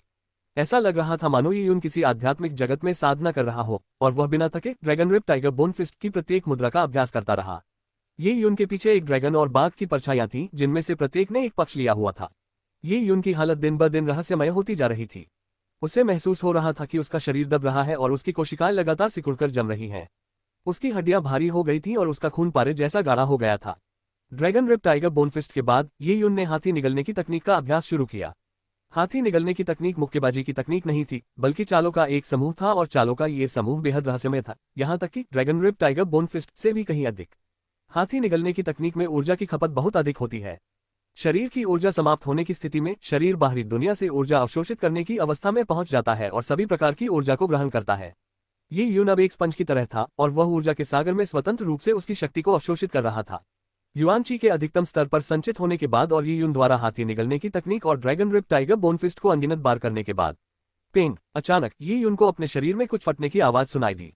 एक तीखी और मीठी सांस उसके गले से निकली और मुंह खोलकर वाह कहते हुए उसने काले खून की एक बड़ी घूंट उल्टी कर दी। ये घूंट भर काला खून बेहद गाढ़ा और चिपचिपा था। इसे उल्टी करके बाहर निकालने के बाद ये यून ऊर्जा से भर गया, मानो उसके सिर से अमृत बरस रहा हो और उसका पूरा शरीर भीग गया हो। उसने अपना मुंह खोला और अमृत उसके मुंह में प्रवेश कर गया। यह कोई भ्रम नहीं था, यह उसकी जीभ का अनुभव था, क्योंकि ये यून की लार भी अमृत की तरह मीठी थी। एक घूंट निगलने से उसे बेहद आराम और सुकून मिला। ये यून को पता था कि वह मॉर्टल ब्लड क्यूई गैद्र के 5वें स्तर पर पहुंच चुका है। ची गैद्र क्षेत्र, नश्वर रक्त क्षेत्र और बैंगनी रक्त क्षेत्र के बीच की संक्रमणकालीन सीमा थी, वह प्रक्रिया जहां एक व्यक्ति का शरीर अपनी नश्वरता को त्याग सकता था। अद्भुत, सचमुच बहुत अच्छा लग रहा है। ये यून ने अचानक अपनी दोनों आंखें खोल दी। उसकी आंखें बिजली की तरह चमक उठी और उसकी निगाहें बिजली की तरह अंधेरे को चीरती हुई निकल पड़ी। वह उछल पड़ा और चट्टानों पर रहने वाले बाघ की तरह लग रहा था। ची गैद्र स्तर पर पहुंचकर ये यून ने अपने शरीर को ऊर्जा से भरपूर महसूस किया। उसने सहजता से अपना दाहिना पैर उठाया और जोर से पटका। धमाका, उसके पैरों के पास स्थित काले लोहे के पत्थर को ये यून के पैर से कुचलकर तोड़ दिया गया। चट्टान के टूटे हुए टुकड़े को देखकर ये यून बहुत संतुष्ट हुई। मेरी ताकत मेरिडियन क्षेत्र में रहने के समय की तुलना में कई गुना अधिक है। 1000 पाउंड का कड़ाहा भी उठाना मेरे लिए कोई समस्या नहीं होगी, यहाँ तक कि 5 से 6000 पाउंड का कड़ाहा उठाना भी कोई समस्या नहीं होगी। उसकी ताकत 6 कड़ाही या 6000 पाउंड के बराबर थी, इसलिए इसमें कोई आश्चर्य की बात नहीं थी कि चट्टान चकनाचूर हो गई, क्योंकि 6000 पाउंड की वस्तु को ऊंचाई से गिराने पर उतना ही नुकसान होता है। अगर वह 6000 पाउंड की वस्तु अपने आकार को एक मुट्ठी के आकार तक कम कर ले तो ये भयावह होगा। और ये यून के Dragon Rip Tiger Bone Fist के साथ उसकी मुट्ठी उसके शरीर की ताकत से कई गुना अधिक मजबूत होगी। अध्याय 64 वीरान हड्डियों का शोधन पूरा हुआ। याओ युआन ने पहले कहा था कि Dragon Rip Tiger Bone Fist का अभ्यास एक निश्चित स्तर तक करने पर व्यक्ति 1000 पाउंड भार उठा सकता है और नौशित धनुष चला सकता है। मैंने अभी तक Dragon Rip Tiger Bone Fist का आधा अभ्यास भी नहीं किया है और मेरे पास पहले से ही इतनी शक्ति है। जब मैं Dragon Rip Tiger Bone Fist की 18 मुद्राएं पूरी कर लूंगा तो मैं आसानी से 10,000 पाउंड से अधिक भार उठा सकूंगा। उस समय 100 दिव्य धनुष भी कंचे चलाने जितना आसान होगा, तीर हजारों फीट दूर जाकर स्टील की प्लेटों को भेद देगा। अगर पृथ्वी के प्राचीन काल में मेरे पास ये शक्ति होती तो मैं अकेले ही युद्ध जीत सकता था। प्राचीन काल में जब दो सेनाएं आपस में भिड़ती थीं, अगर एक तीर से ही विरोधी सेनापति के टुकड़े टुकड़े कर दिए जाते तो युद्ध जीत लिया जाता। ये सोचते ही ये यून ने अपना पेट छुआ। उसे भूख लगी थी। मैं तो पक्का पेटू हूँ। ये यून अवाक रह गया, आखिर वह कुछ कर भी नहीं सकता था। योद्धाओं की भूख तो स्वाभाविक ही होती है। काले लोहे के पत्थर को चूर चूर करने में जितनी ऊर्जा लगी उतनी ऊर्जा से एक सामान्य व्यक्ति कई दिनों तक काम चला सकता था। ची गैद्र स्तर पर पहुंचने पर एक योद्धा की शक्ति एक कड़ाही से भी अधिक हो जाती है। यदि योद्धा अपनी शक्ति में सुधार करना चाहता है तो उसे साधना में कड़ी मेहनत करनी होगी। एक ही शक्ति भंडार का उपयोग करके साधना करने में स्वाभाविक रूप से ऊर्जा की खपत बहुत अधिक होती थी और उस ऊर्जा की भरपाई के लिए अधिक भोजन करना पड़ता था। ये यून ने भूख सहन की और Dragon Rip Tiger Bone Fist का अभ्यास किया। उसके पास सचमुच चट्टान को आसानी से चकनाचूर करने की शक्ति थी। अब उसकी शक्ति दमित अवस्था में लिन शिंटो की विनाशकारी शक्ति के बराबर थी। क्यूई गैद्र वाकई में अलग है, लेकिन मुझे Dragon Rip Tiger Bone Fist को लेकर बहुत ज्यादा जुनूनी नहीं होना चाहिए। जैसा कि मिस लिन ने कहा, हालांकि यह मुक्केबाजी तकनीक असाधारण है, फिर भी यह सिर्फ एक बुनियादी साधना तकनीक है। लेकिन मैं इसे एक बुनियादी साधना तकनीक समझकर कम नहीं आंक सकता, बल्कि इसके विपरीत मुझे और भी अधिक मेहनत करनी चाहिए, इसे परिपूर्णता तक निखारना चाहिए। जब तक कि मैं नियमित अभ्यासों से आगे बढ़कर Dragon Rip Tiger Bone Fist को पूरी तरह से आत्मसात न कर लूं, इसे तब तक आत्मसात न कर लूं जब तक यह मेरी अपनी विधि न बन जाए। ये यून यही सोच रहा था और उसने अपनी तकनीक सक्रिय कर जंगल में उड़ान भरी। बिल्ली की तरह वह झट से वापस वृक्ष घर में आ गया। ट्री हाउस में जियांग शियाओरू अभी भी सो रही थी। लेकिन उसकी नींद गहरी नहीं थी। वह करवट लेकर लेटी थी और उसकी पतली जांघ कंबल से बाहर झांक रही थी, जिसे उसने कसकर पकड़ रखा था। साथ ही उसका छोटा हाथ कंबल के एक कोने को पकड़े हुए था और उसका चेहरा पीला पड़ गया था, भौहें तन गई थी। उसकी झुर्रियों रहित माथे पर पसीने की एक बूंद दिखाई दे रही थी। ये यून जानती थी कि जियांग शियाओरू एक बुरे सपने से गुजर रही है। एक 15 वर्षीय लड़की जिसने एक भयानक आपदा झेली हो और भावनात्मक उतार चढ़ाव का अनुभव किया हो, वह सब कुछ खत्म हो जाने के बावजूद भी असुरक्षित महसूस करेगी। ये यून धीरे धीरे लकड़ी के पलंग की ओर बढ़ा और जियांग शियाओरू के बगल में लेट गया। उसने पीछे से उसे गले लगाया और धीरे से उसके कान में फुसफुसाया, सब ठीक हो जाएगा, मैं हमेशा तुम्हारे साथ रहूंगा। ये यून के शब्द जादू जैसे थे। जियांग शियाओरू की तनी हुई भौहें ढीली पड़ गईं और उसने अपना कंबल कसकर पकड़ना छोड़ दिया। उसके होठों के कोने हल्के से मुड़ने लगे और चेहरे पर एक शांत मुस्कान आ गई। ये यून ने कंबल का एक कोना धीरे से खींचा और खुद को ओढ़ लिया, कपड़ों के साथ ही सो गया। वह 2 महीने से मार्शल आर्ट का अभ्यास कर रहा था और लगभग हर रात सो नहीं पाया था। आज रात इस वृक्षगृह में ये जगह सिर्फ ये यून और जियांग शियाओरू की थी। उसने फैसला किया कि वह अपनी बहन के साथ रात बिताने के लिए छुट्टी लेगा। अंधेरे में ये यून को चीलिन की गर्मी से निकलने वाली हल्की रोशनी के बिंदु दिखाई दे रहे थे। वे छोटी मक्खियों की तरह धीरे धीरे उसकी ओर उड़ रहे थे। ये यून ने ची गैद्र स्तर में प्रवेश कर लिया था, इसलिए उसका शरीर अत्यधिक ऊर्जा की कमी से जूझ रहा था। ऊर्जा स्रोत मिलने पर बैंगनी क्रिस्टल उसकी सारी ऊर्जा को प्रवाहित करके उसके शरीर को मजबूत करेगा। ऊर्जा से भरपूर भोजन करने के बाद भले ही इससे पेट भरने जैसा ही लाभ हो, लेकिन ये स्वादिष्ट भोजन खाने के बराबर नहीं हो सकता। जैसे जैसे यीयून इस बारे में सोचता गया, उसका दृढ़ संकल्प और भी मजबूत होता गया। वह बादल वनभूमि को छोड़कर अज्ञात जगत की ओर प्रस्थान करना चाहता था और एक अद्वितीय मार्शल आर्टिस्ट बनना चाहता था। मार्शल कला के शिखर पर पहुंचकर वह भव्य दृश्यों का आनंद ले सकेगा। धीरे धीरे यीयून गहरी नींद में सो गई। यहाँ तक कि नींद में भी उसके हृदय में स्थित बैंगनी क्रिस्टल उसके हृदय के साथ धड़कता रहता था, जिससे ही उनकी ऊर्जा की भरपाई होती रहती थी। ... लियान कबीले में देर रात तक धीमी धीमी रोने की आवाजें सुनाई देती थीं। इसका कारण ये था कि स्वस्थ पुरुष फ्रॉस्ट पाइथन की निर्जन हड्डियों को परिष्कृत करने के दौरान बीमार पड़ गए थे। ऐसा माना जाता है कि ये लोग मरने से पहले 5 दिन भी जीवित नहीं रह पाते। हालांकि 7 दिन बीत चुके थे और वे अभी भी अपनी आखिरी सांसें गिन रहे थे। वे रोजाना दलिया खाते थे, फिर भी उनकी मृत्यु नहीं हुई। उनमें बिल्कुल भी ताकत नहीं थी और वे बिस्तर पर पड़े थे। उनकी आंखों के नीचे काले घेरे थे और उनके चेहरों पर खून का कोई निशान नहीं था। दरअसल ये खून पतला करने वाली गोली खाने के दुष्प्रभाव थे। इस गोली ने व्यक्ति की जीवन शक्ति को अत्यधिक कम कर दिया, जिससे खून पतला हो गया और व्यक्ति बिस्तर पर पड़ गया। लेकिन इस गोली के दुष्प्रभावों के अलावा फ्रॉस्ट पाइथन के विष के कोई खास दुष्प्रभाव नहीं थे। कहा जाता है कि फ्रॉस्ट पाइथन के विष के दुष्प्रभाव और भी भयावह थे और यह उन सभी की जान लेने के लिए पर्याप्त था। लेकिन किसी ने इस पर ध्यान नहीं दिया, क्योंकि लियान कबीले में एक भव्य उत्सव की तैयारी चल रही थी। यह उत्सव वीरान हड्डियों के सफल शोधन की समाप्ति का जश्न मनाने के लिए था। यह एक ऐसा आयोजन था जो जनजाति के भविष्य का निर्धारण करेगा, इसलिए विशाल जंगल में लोगों के अंधविश्वासी होने के कारण वे उत्सव कैसे नहीं मना सकते थे। खुशी हमेशा अचानक आती है। जैसे ही तैयारियां शुरू हुई, लियान चेंगयू को खुशखबरी मिली कि फ्रॉस्ट पाइथन की निर्जन हड्डियों को पहले ही निर्जन हड्डियों के सार में परिष्कृत कर दिया गया है। ये खबर सुनकर लियान चेंगयू सुखद आश्चर्यचकित रह गया। यह इतनी जल्दी कैसे हो गया? ये तो पूर्वानुमान से 10 दिन पहले ही हो गया। इस तकनीक की नियमावली के अनुसार निर्जन हड्डियों के सार को पूरी तरह से परिष्कृत करने के लिए अगले 10 दिन का समय ही सबसे उपयुक्त अनुमान है। हा, कितनी जल्दी। चेंगयू, दादाजी आपको बधाई देते हैं। हंसी की आवाज फैलते ही लियान कबीले के मुखिया धीरे धीरे अंदर आए। उनका चेहरा खुशी से चमक रहा था। वे सचमुच बहुत खुश थे। निर्जन हड्डियों को परिष्कृत करके लियान चेंगयू बैंगनी रक्त क्षेत्र में प्रवेश कर सकता था और ताया दिव्य राज्य द्वारा चुने जाने के बाद उसकी उपलब्धियां उसके पालतू जानवरों को भी स्वर्ग में जाने का अवसर प्रदान करेगी। लियान चेंगयू के दादा होने के नाते उन्होंने इसमें बहुत बड़ी भूमिका निभाई थी। वे लियान चेंगयू के साथ शहर में आकर आरामदेह जीवन व्यतीत कर सकते थे। हालांकि वे कुलपिता थे, लेकिन वे गरीबी के जीवन से तंग आ चुके थे और लियान कबीले को नष्ट करने की योजना बना रहे थे। शहर में रहना बहुत अच्छा रहेगा। वहां के लोग धनी थे और वह कुछ रखैले रख सकता था और शांतिपूर्वक अपने शेष जीवन की सुख सुविधाओं का आनंद ले सकता था। वाह, बहुत बढ़िया। लियान चेंगयू उत्साहित थी। जियांग शियाओरू के लापता होने की नाराजगी तो कब की भुला दी गई थी। वीरान हड्डियों के अवशेष की तुलना में महिलाएं क्या थी? भविष्य में जब वह तेजी से सफलता की सीढ़ियां चढ़ेगा तो क्या उसे महिलाओं की कमी का सामना करना पड़ेगा? उत्सव की तैयारियां कैसी चल रही हैं? लियान चेंगयू ने पूछा। ये सब अचानक हो गया और उत्सव की तैयारियां नहीं है। मैं लोगों को रात भर में तैयारी करने के लिए कहूंगा। कल हम स्वर्ग को प्रसन्न करने के लिए अपने पशुओं की बलि देंगे। चेंगयू, अब कबीले की आशा तुम पर टिकी है। कुलपति ने लियान चेंगयू के कंधे पर थपथपाते हुए कहा।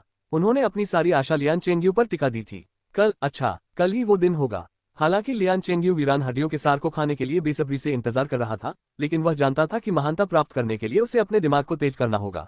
धैर्य अत्यंत महत्वपूर्ण था। लियान चेंगयू कई सालों से इंतजार कर रहा था, इसलिए वह एक और दिन इंतजार करने को तैयार था। उसे पता था कि उसने वीरान हड्डियों के अवशेष को बड़ी मुश्किलों से हासिल किया था। अपनी मानसिक स्थिति को शांत करने के लिए उसे इसे खाने से पहले खुद को शांत करना था। तभी इसका अधिकतम प्रभाव होगा, जिससे वह बैंगनी रक्त के क्षेत्र में प्रवेश कर सकेगा।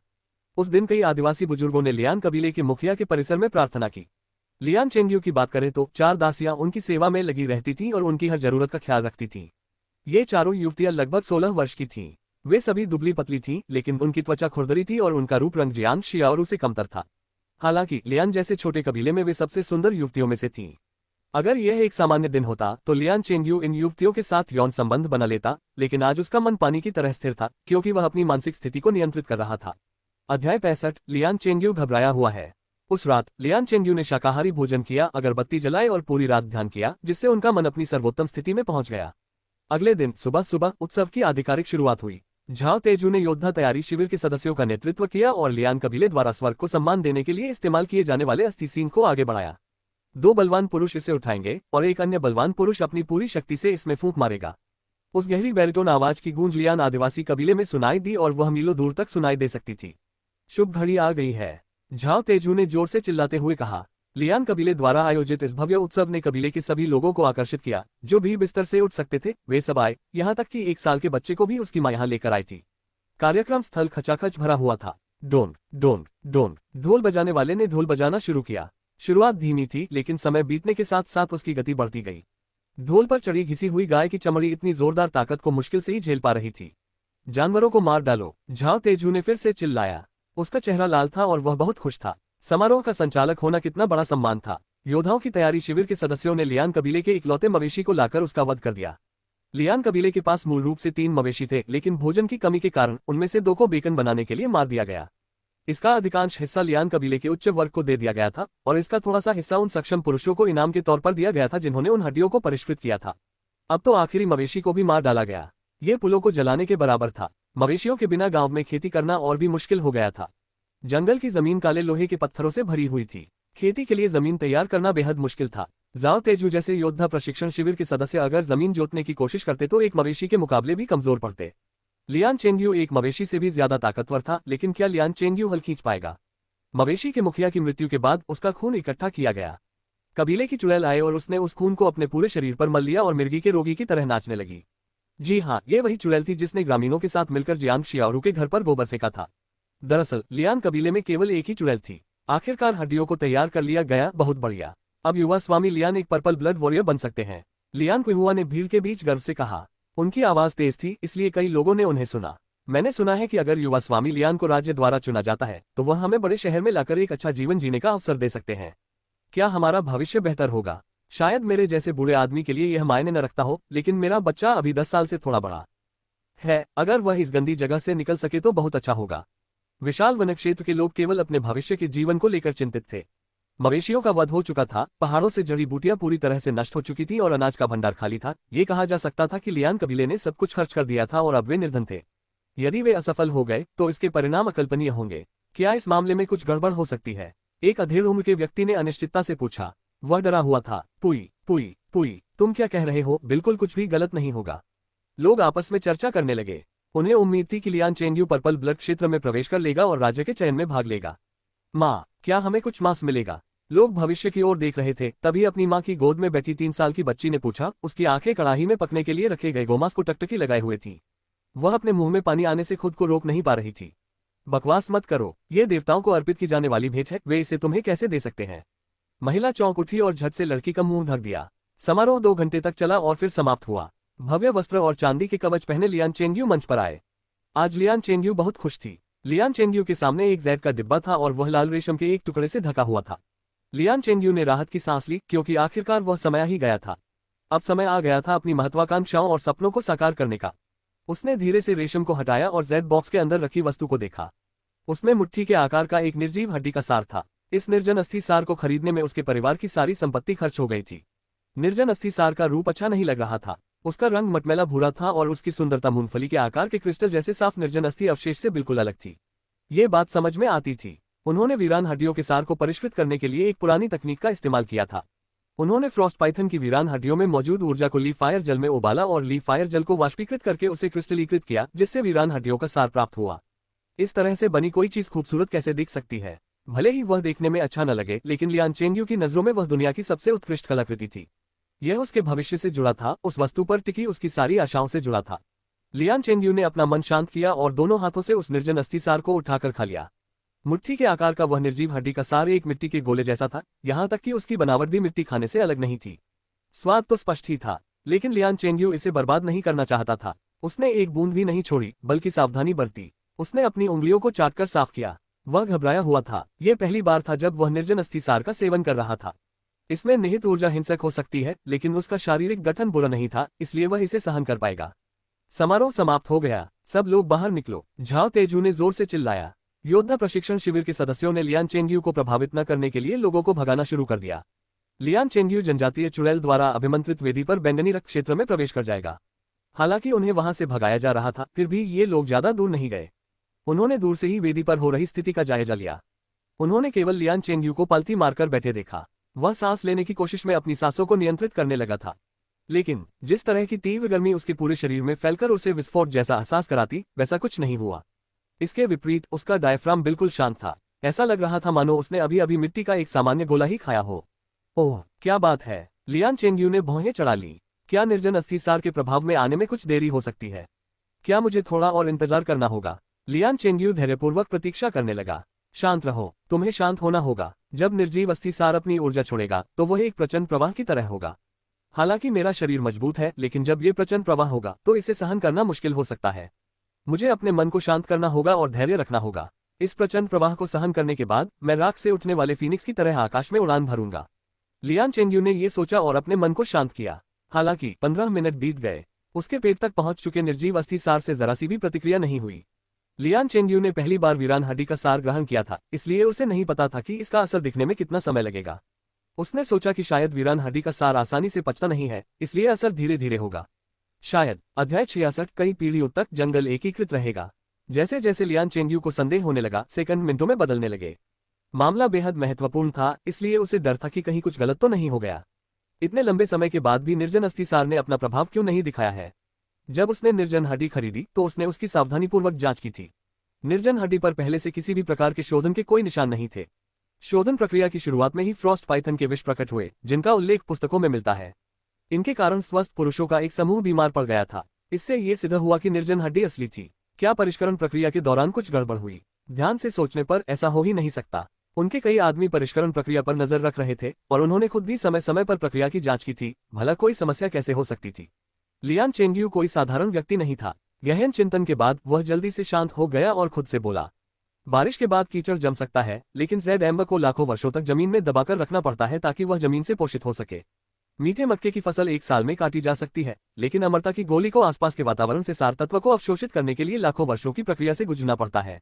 एक बेईमान धोखेबाज 3 दिनों में मुक्केबाजी तकनीक की किताब लिख सकता है, लेकिन ताया दिव्य साम्राज्य के संस्थापक सम्राट को ताया पवित्र तकनीक बनाने के लिए 10,000 वर्षों तक प्रशिक्षण लेना पड़ा। मिट्टी का एक टुकड़ा एक ही बार में चूर चूर हो जाएगा, लेकिन ज़ैड एम्बर पीढ़ियों तक विरासत में मिलने वाली कलाकृति बन जाएगा। मीठा मक्का इंसानों का कचरा बन जाएगा, लेकिन अमरता की गोली एक राजा को देवता बना सकती है। एक धोखेबाज की मुक्केबाजी तकनीक की पुस्तिका का उपयोग केवल एक मूर्ख को उसके पैसे से ठगने के लिए किया जा सकता है, लेकिन ताया पवित्र तकनीक युगों तक फैलती रहेगी और योद्धाओं द्वारा खोजी जाएगी। महानता हासिल करने के लिए धैर्य को निखारना जरूरी है। अगर मैं इन कुछ मिनटों को भी सहन नहीं कर सकता तो महानता कैसे हासिल कर सकता हूँ? लियान चेंगयू सोचने लगा और उसका चेहरा शांत हो गया। लेकिन 1 घंटा बीत गया। लियान चेंगयू अब भी शांत मन से बैठा था। उसने अपने शब्दों को अनगिनत बार स्वयं से दोहराया था। 2 घंटे बीत गए। लियान चेंगयू के माथे से पसीना बहने लगा। 4 घंटे बीत गए। लियान चेंगयू की आंखें खून की तरह लाल थीं, उसकी मुट्ठियां कसकर भींची हुई थीं और उसके नाखून उसकी त्वचा में गहरे धंसे हुए थे। 6 घंटे। झाओ तेजू और बाकी लोगों के पैरों में पहले से ही दर्द हो रहा था। वहीं लियान चेंगयू के चारों ओर जमा भीड़, जो उसके आकाश में उड़ने और उन्हें शहर में लाने का इंतजार कर रही थी, उनकी गर्दनें इतनी खींची हुई थी कि वे अकड़ गई थीं। 8 घंटे बीत चुके थे। सूरज डूब चुका था। लियान चेंगयू पूरे दिन वहीं बैठकर अपनी बेतुकी ध्यान मुद्रा में बैठा रहा था। ये कैसे हो सकता है? ये कैसे हो सकता है? ये कैसे हो सकता है? लियान चेंगयू मन ही मन चिल्लाया। उसके माथे पर केचुए जैसी नसें उभर आईं, जिससे वह भयानक दिखने लगा। लियान चेंगयू को इस हालत में देखकर झाओ तेजू और उसके साथी सतर्क हो गए। यहाँ तक कि लियान कबीले का मुखिया भी पूरी एकाग्रता से घूर रहा था। वे जानते थे कि यह शायद वीरान हड्डियों की पौराणिक विस्फोटक शक्ति थी। ऊर्जा अत्यधिक प्रबल थी और लियान चेंगयू अपने शरीर की चरम सीमा पर था, इसलिए उसकी नसें फूल गईं। अगर कुछ अनजाने में हो गया तो लियान चेंगयू की नसें फट सकती थीं। इतिहास में ऐसे योद्धाओं की कमी नहीं रही जिन्होंने लालच से वीरान हड्डियों का सार खाया, लेकिन उसे अवशोषित करने के बजाय उन्होंने अंततः अपने शरीर को ही नष्ट कर दिया। सभी पीछे हटे, कोई दखल न दे। जो भी आगे बढ़ेगा उसे मार डालो। कुलपति ने अपना आदेश जारी किया। ये लियान चेंगयू के लिए सबसे निर्णायक क्षण था। यदि कोई भी लियान चेंगयू को परेशान करता तो उसकी नसों को नुकसान पहुंच सकता था, जिससे उसकी सफलता की उम्मीदें खत्म हो जाती। ऐसा होने पर उसे कुचलकर मार डालना पर्याप्त नहीं होता। 10 घंटे। आकाश पूरी तरह से अंधेरा था और चंद्रमा तारों से भरे आकाश में काफी ऊपर था। लेकिन लियान कबीले के उच्च अधिकारी और योद्धा प्रशिक्षण शिविर के सदस्य अभी भी वहीं थे। कबीले के जादूगर और वैद्य सभी आदेशों की प्रतीक्षा कर रहे थे। उन्होंने अभी अभी भोजन के कुछ निवाले ही खाए थे। चुड़ैल समय समय पर प्रार्थना करने के लिए घुटने टेकती थी, अपनी रस्म जारी रखती थी और लियान चेंगयू को आशीर्वाद देती थी। इसी समय ध्यानमग्न लियान चेंगयू ने अचानक जोर से दहाड़ मारी। ये दहाड़ गहरी लेकिन तेज थी। ये किसी क्रूर जानवर की क्रोधित दहाड़ जैसी थी जो आकाश की ऊंचाइयों तक गूंज रही थी। धमाका। जिस वेदी पर लियान चेंगयू बैठे थे उसमें दरार पड़ गई। ये लियान चेंगयू की ऊर्जा के कारण हुआ था। युवा गुरु ने सफलता हासिल कर ली है। युवा गुरु ने सफलता हासिल कर ली है। ऐसा नजारा देखकर झाओ तेजू खुशी से उछल पड़ा। योद्धा प्रशिक्षण शिविर के सदस्य खुशी से झूम उठे और जश्न मनाने लगे। कुलपति ने केवल अपनी दाढ़ी सहलाए और एक प्रसन्न मुस्कान प्रकट की। केवल योद्धा प्रशिक्षण शिविर के प्रशिक्षक याओ युआन ने उत्सुकता से लियान चेंगयू को देखा। उनकी आंखों में हैरानी थी क्योंकि लियान चेंगयू की दहाड़ में गहरे असंतोष और घृणा का भाव क्यों था। झाओ तेजू ने अपने पीछे खड़े लोगों को इशारा किया, जिसका मतलब था कि वे उसके साथ मिलकर चिल्लाएं। बधाई हो नन्हे स्वामी, बधाई हो नन्हे स्वामी। नन्हे स्वामी के पर्पल ब्लड के पूर्ण होने के साथ वे जंगल को एकजुट करेंगे। नन्हे स्वामी कई पीढ़ियों तक जीवित रहें, आपका जीवन आकाश के समान लंबा हो। योद्धा प्रशिक्षण शिविर के सदस्य एक साथ चिल्लाने लगे। उन्होंने इस मंत्र का अभ्यास बहुत लंबे समय से किया था। ये योजना झाओ तेजू ने गुप्त रूप से बनाई थी। चापलूसी में माहिर झाओ तेजू इस अवसर को कभी हाथ से जाने नहीं देता। ये कहना गलत नहीं होगा कि योद्धा प्रशिक्षण शिविर के सदस्य आम आदमी की तुलना में कहीं अधिक बलवान थे। इस मंत्र का अभ्यास करने से इसकी ध्वनि इतनी तीव्र हो जाती थी कि 10 मील दूर तक सुनाई देती थी। इस प्रकार लियान कबीले में हर कोई जानता था कि लियान चेंगयू ने बैंगनी रक्त क्षेत्र में प्रवेश कर लिया है। पिछले कुछ दिनों से लियान क्विहुआ जानबूझकर यह खबर फैला रही थी, इसलिए यहाँ तक कि एक दादी, जिसके सारे दांत झड़ रहे थे, वह भी जानती थी कि बैंगनी रक्त क्षेत्र का क्या मतलब है। वह सभी विशेषज्ञों में सर्वश्रेष्ठ था। कुछ दिन पहले लियान कबीले में आया झांग युक्सियन बैंगनी रक्त स्तर का था। अब युवा स्वामी लियान झांग युक्सियन से इतना कमजोर तो नहीं हो सकता। युवा स्वामी लियान ने बैंगनी रक्त क्षेत्र में प्रवेश कर लिया है, हमारा भविष्य सुखमय होगा। हाँ, युवा स्वामी लियान ने पहले ही कहा था, हम सभी को शहर में लाया जाएगा। शायद आपको पता न हो, लेकिन जब युवा स्वामी लियान का जन्म हुआ था तब पूरा आकाश लाल रंग से जगमगा उठा था। ये स्पष्ट है कि युवा स्वामी लियान कोई साधारण व्यक्ति नहीं बल्कि एक अवतरणित सितारा है। लोग उत्साहपूर्वक चर्चा कर रहे थे क्योंकि वे सुखमय जीवन की कामना कर रहे थे। उन्होंने जो कष्ट और भूख सहन की थी वह अब उनके लिए कोई मायने नहीं रखती थी। जब तक लियान चेंगयू को सफलता मिल जाती तब तक सब कुछ अच्छा होता। वे समृद्धि की चाह नहीं रखते थे, लेकिन जब तक उन्हें एक स्थिर जीवन मिल जाता वे उसके लिए आभारी रहते। लोगों को दूर रखा गया था, लेकिन योद्धाओं की तैयारी शिविर के सदस्यों ने पहले ही लियान चेंगयू को घेर लिया था और वे और भी जोर से मंत्रोच्चार कर रहे थे। युवा स्वामी कई पीढ़ियों तक जीवित रहें, जंगल एकजुट हो जाएगा। युवा स्वामी की प्रतिभा अतुलनीय है, उनका जीवन आकाश के समान लंबा हो। वे बस कुछ ही शब्द दोहरा सके, लेकिन इस समय लियान चेंगयू का चेहरा पीला पड़ गया था। उसकी आंखें आसपास के वातावरण को एक अनमने ढंग से देख रही थीं। पुआ! लियान चेंगयू के मुंह से ताजा लाल खून का एक घूंट लाल फव्वारे की तरह निकला और फर्श पर चारों ओर फैल गया। झाओ तेजू लियान चेंगयू के ठीक सामने घुटनों के बल बैठा था और खून का वह घूंट झाओ तेजू के चेहरे पर छिटक गया था, जिससे उसका चेहरा खून से लथपथ हो गया था। झाओ तेजू हक्का बक्का रह गया, वह बस वहीं अचंभित खड़ा रहा। योद्धा प्रशिक्षण शिविर के अन्य सदस्य भी हक्का बक्का रह गए। आखिर क्या हुआ? चेंगयू, चेंगयू! कुलपति चौंक कर उछल पड़े और हड़बड़ी में दौड़कर लियान चेंगयू को सहारा देते हुए बोले, डॉक्टर, डॉक्टर को बुलाओ। कबीले का इकलौता वैद्य इतने समय से किनारे पर खड़ा था। वह बूढ़ा था और उसे किसी भी प्रकार की मार्शल आर्ट का ज्ञान नहीं था। लंबे समय तक खड़े रहने के कारण उसके पैरों में दर्द हो रहा था। लियान चेंगयू को अचानक खून की उल्टी करते देख उसका चेहरा पीला पड़ गया। वह दौड़कर उसके पास गया, लेकिन क्योंकि उसके पैर स्थिर नहीं थे, इसलिए वह लड़खड़ा गया और रेंगते हुए लियान चेंगयू के पास पहुंचा। जब उन्होंने लियान चेंगयू की नाड़ी मापी तो उन्हें केवल यही पता चला कि उनकी नाड़ी पूरी तरह से अनियमित थी और वे कारण को लेकर अनिश्चित थे। इस समय झाओ तेजू ने मुंह खोलकर हाथ हिलाते हुए कहा, सब लोग निश्चिंत हो जाए। युवा स्वामी जी ने अभी अभी सफलता प्राप्त की है, जिसके कारण उनकी नाड़ी अस्थिर हो गई है। उन्होंने काला रक्त उल्टी किया है, इसे मज्जा शुद्धि कहते हैं। मुझे लगता है कि आप इसके बारे में नहीं जानते होंगे। मज्जा शुद्धि में शरीर में मौजूद अशुद्ध काले रक्त को उल्टी के माध्यम से बाहर निकालना आवश्यक होता है। ये कहते ही झाओ तेजू ने अपने चेहरे से खून पोंछा। एक पल के लिए झाओ तेजू का चेहरा नाचती हुई चुड़ैल की तरह लाल हो गया। आसपास खड़े लोग झाओ तेजू का चेहरा देखकर अवाक रह गए। उन्हें समझ नहीं आ रहा था कि क्या कहें, और न ही उन्हें चुप्पी तोड़ने का तरीका सूझ रहा था। अपने चेहरे से खून पोंछने के बाद झाओ तेजू शांत भाव से बोला, जल्द ही युवा स्वामी ठीक हो जाएंगे और जब कई पीढ़ियों तक ऐसा होगा तो जंगल एकजुट हो जाएगा। झाओ ताइजू के दिल में लियान चेंगयू एक देवता थे। एक देवता का क्या हो सकता है? वैसे भी लियान चेंगयू ने अभी अभी बैंगनी रक्त क्षेत्र में प्रवेश किया था, इसलिए थोड़ा असंतुलन होना सामान्य बात थी। अध्याय 67 रहस्य छुपाना। कुलपति ने झाओ तेजू की बातों को पूरी तरह से अनसुना कर दिया। लंबी उम्र जी चुके होने के कारण वे अपनी क्षमताओं से यह बात समझ सकते थे। उन्होंने चिंता से पूछा, डॉक्टर जी, वह कैसा है? लियान कबीले के नंगे पैर वाले डॉक्टर का ज्ञान सीमित था, इसलिए वे कुछ बता नहीं पाए। ये नीम हकीम घबरा गया और कुलपति के प्रश्न को सुनकर पूरी तरह से अवाक रह गया। उसे क्या पता था? हालात मैं ठीक से बता नहीं सकता। मैं युवा स्वामी के लिए एक पर्ची लिख दूंगा। युवा स्वामी की नींव मजबूत है और वे बलवान हैं। उन्हें ठीक हो जाना चाहिए। क्या आपको यकीन है कि वह ठीक हो जाएगा? क्या ऐसा हो सकता है कि युवा स्वामी के आक्रमण से उसका शरीर कमजोर हो गया हो और उसके महत्वपूर्ण अंगों पर युवांची के कारण ही यह प्रतिक्रिया हुई हो? ऐसे में उसे जल्द ही ठीक हो जाना चाहिए, है ना? यह नीम हकीम ने इसकी गारंटी देने की हिम्मत नहीं की। उसका माथा पसीने से भीगा हुआ था, लेकिन उसने एक गहरी सांस लेते हुए कहा, सब कुछ युवा मालिक की भविष्य की स्थिति पर निर्भर करेगा। उन्हें दवा लेने दीजिए और चैन की नींद सोने दीजिए। कल हम बता पाएंगे, कल। उस नीम हकीम ने बेमतलब की बातें कह दी जिनका कोई मतलब नहीं था। याओ युआन ने भौहें चढ़ाकर कुलपति के पास जाकर उनके कान में कुछ फुसफुसाया। क्या कहा आपने? याओ युआन की बातें सुनकर उसका दिल जोर से धड़कने लगा। तुम कहते हो कि चेंगयू सफलता पाने में असफल रहा? कुलपति ने अपनी आवाज धीमी कर ली क्योंकि यह मामला बहुत ही चिंताजनक था। वह नहीं चाहते थे कि यह बात फैले। शायद यह एक असफल प्रयास था जिसके परिणामस्वरूप उसके विरुद्ध ऊर्जा का प्रवाह हुआ। हो सकता है कि क्रोध के कारण ऐसा हुआ हो। याओ युआन ने कुलपति को उत्तेजित न करने के लिए सोच समझकर अपने शब्दों का चयन किया था, लेकिन उन शब्दों से कुलपति को फिर भी चक्कर आ गया।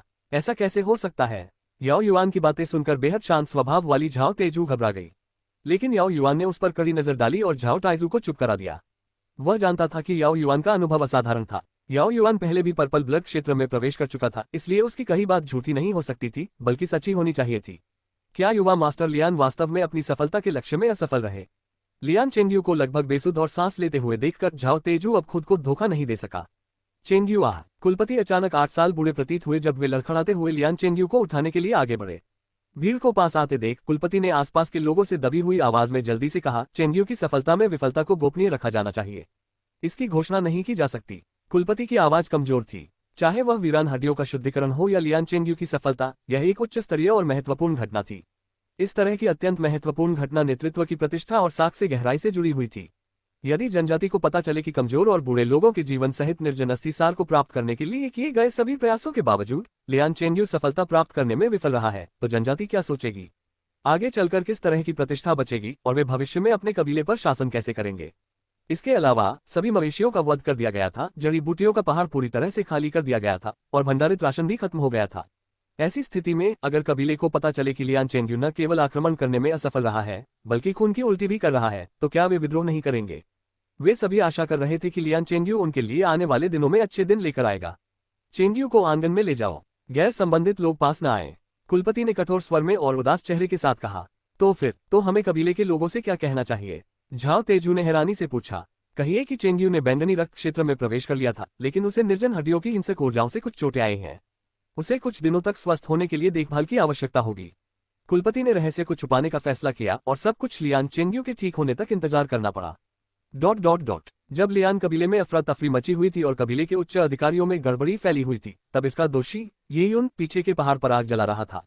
ओह, वह चिकन विंग्स भून रहा था। ये यून ड्रिलिंग करते हुए गाना गा रहा था। ये फ्लटिंग स्कॉलर फिल्म के एक गाने की पैरोडी थी जिसमें स्टीफन चाओ को उस समय चिकन विंग्स खाते हुए पकड़ा गया था जब उन्हें अपनी मृत्युशैया पर होना चाहिए था। मुझे चिकन विंग्स बहुत पसंद है। मुझे ग्रिल्ड चिकन विंग्स सबसे ज्यादा पसंद है। मुझे हॉन शाओ चिकन विंग्स सबसे ज्यादा पसंद है। यह एक हास्यप्रद गीत था जिसमें कोई अर्थ नहीं था और लय भी खराब थी, लेकिन ये यून ने फिर भी इसे बहुत खुशी से गाया। लकड़ी का इस्तेमाल करके मांस भूनना मुश्किल था, लेकिन इससे एक लालची व्यक्ति की बारबेक्यू खाने की इच्छा कम नहीं हुई।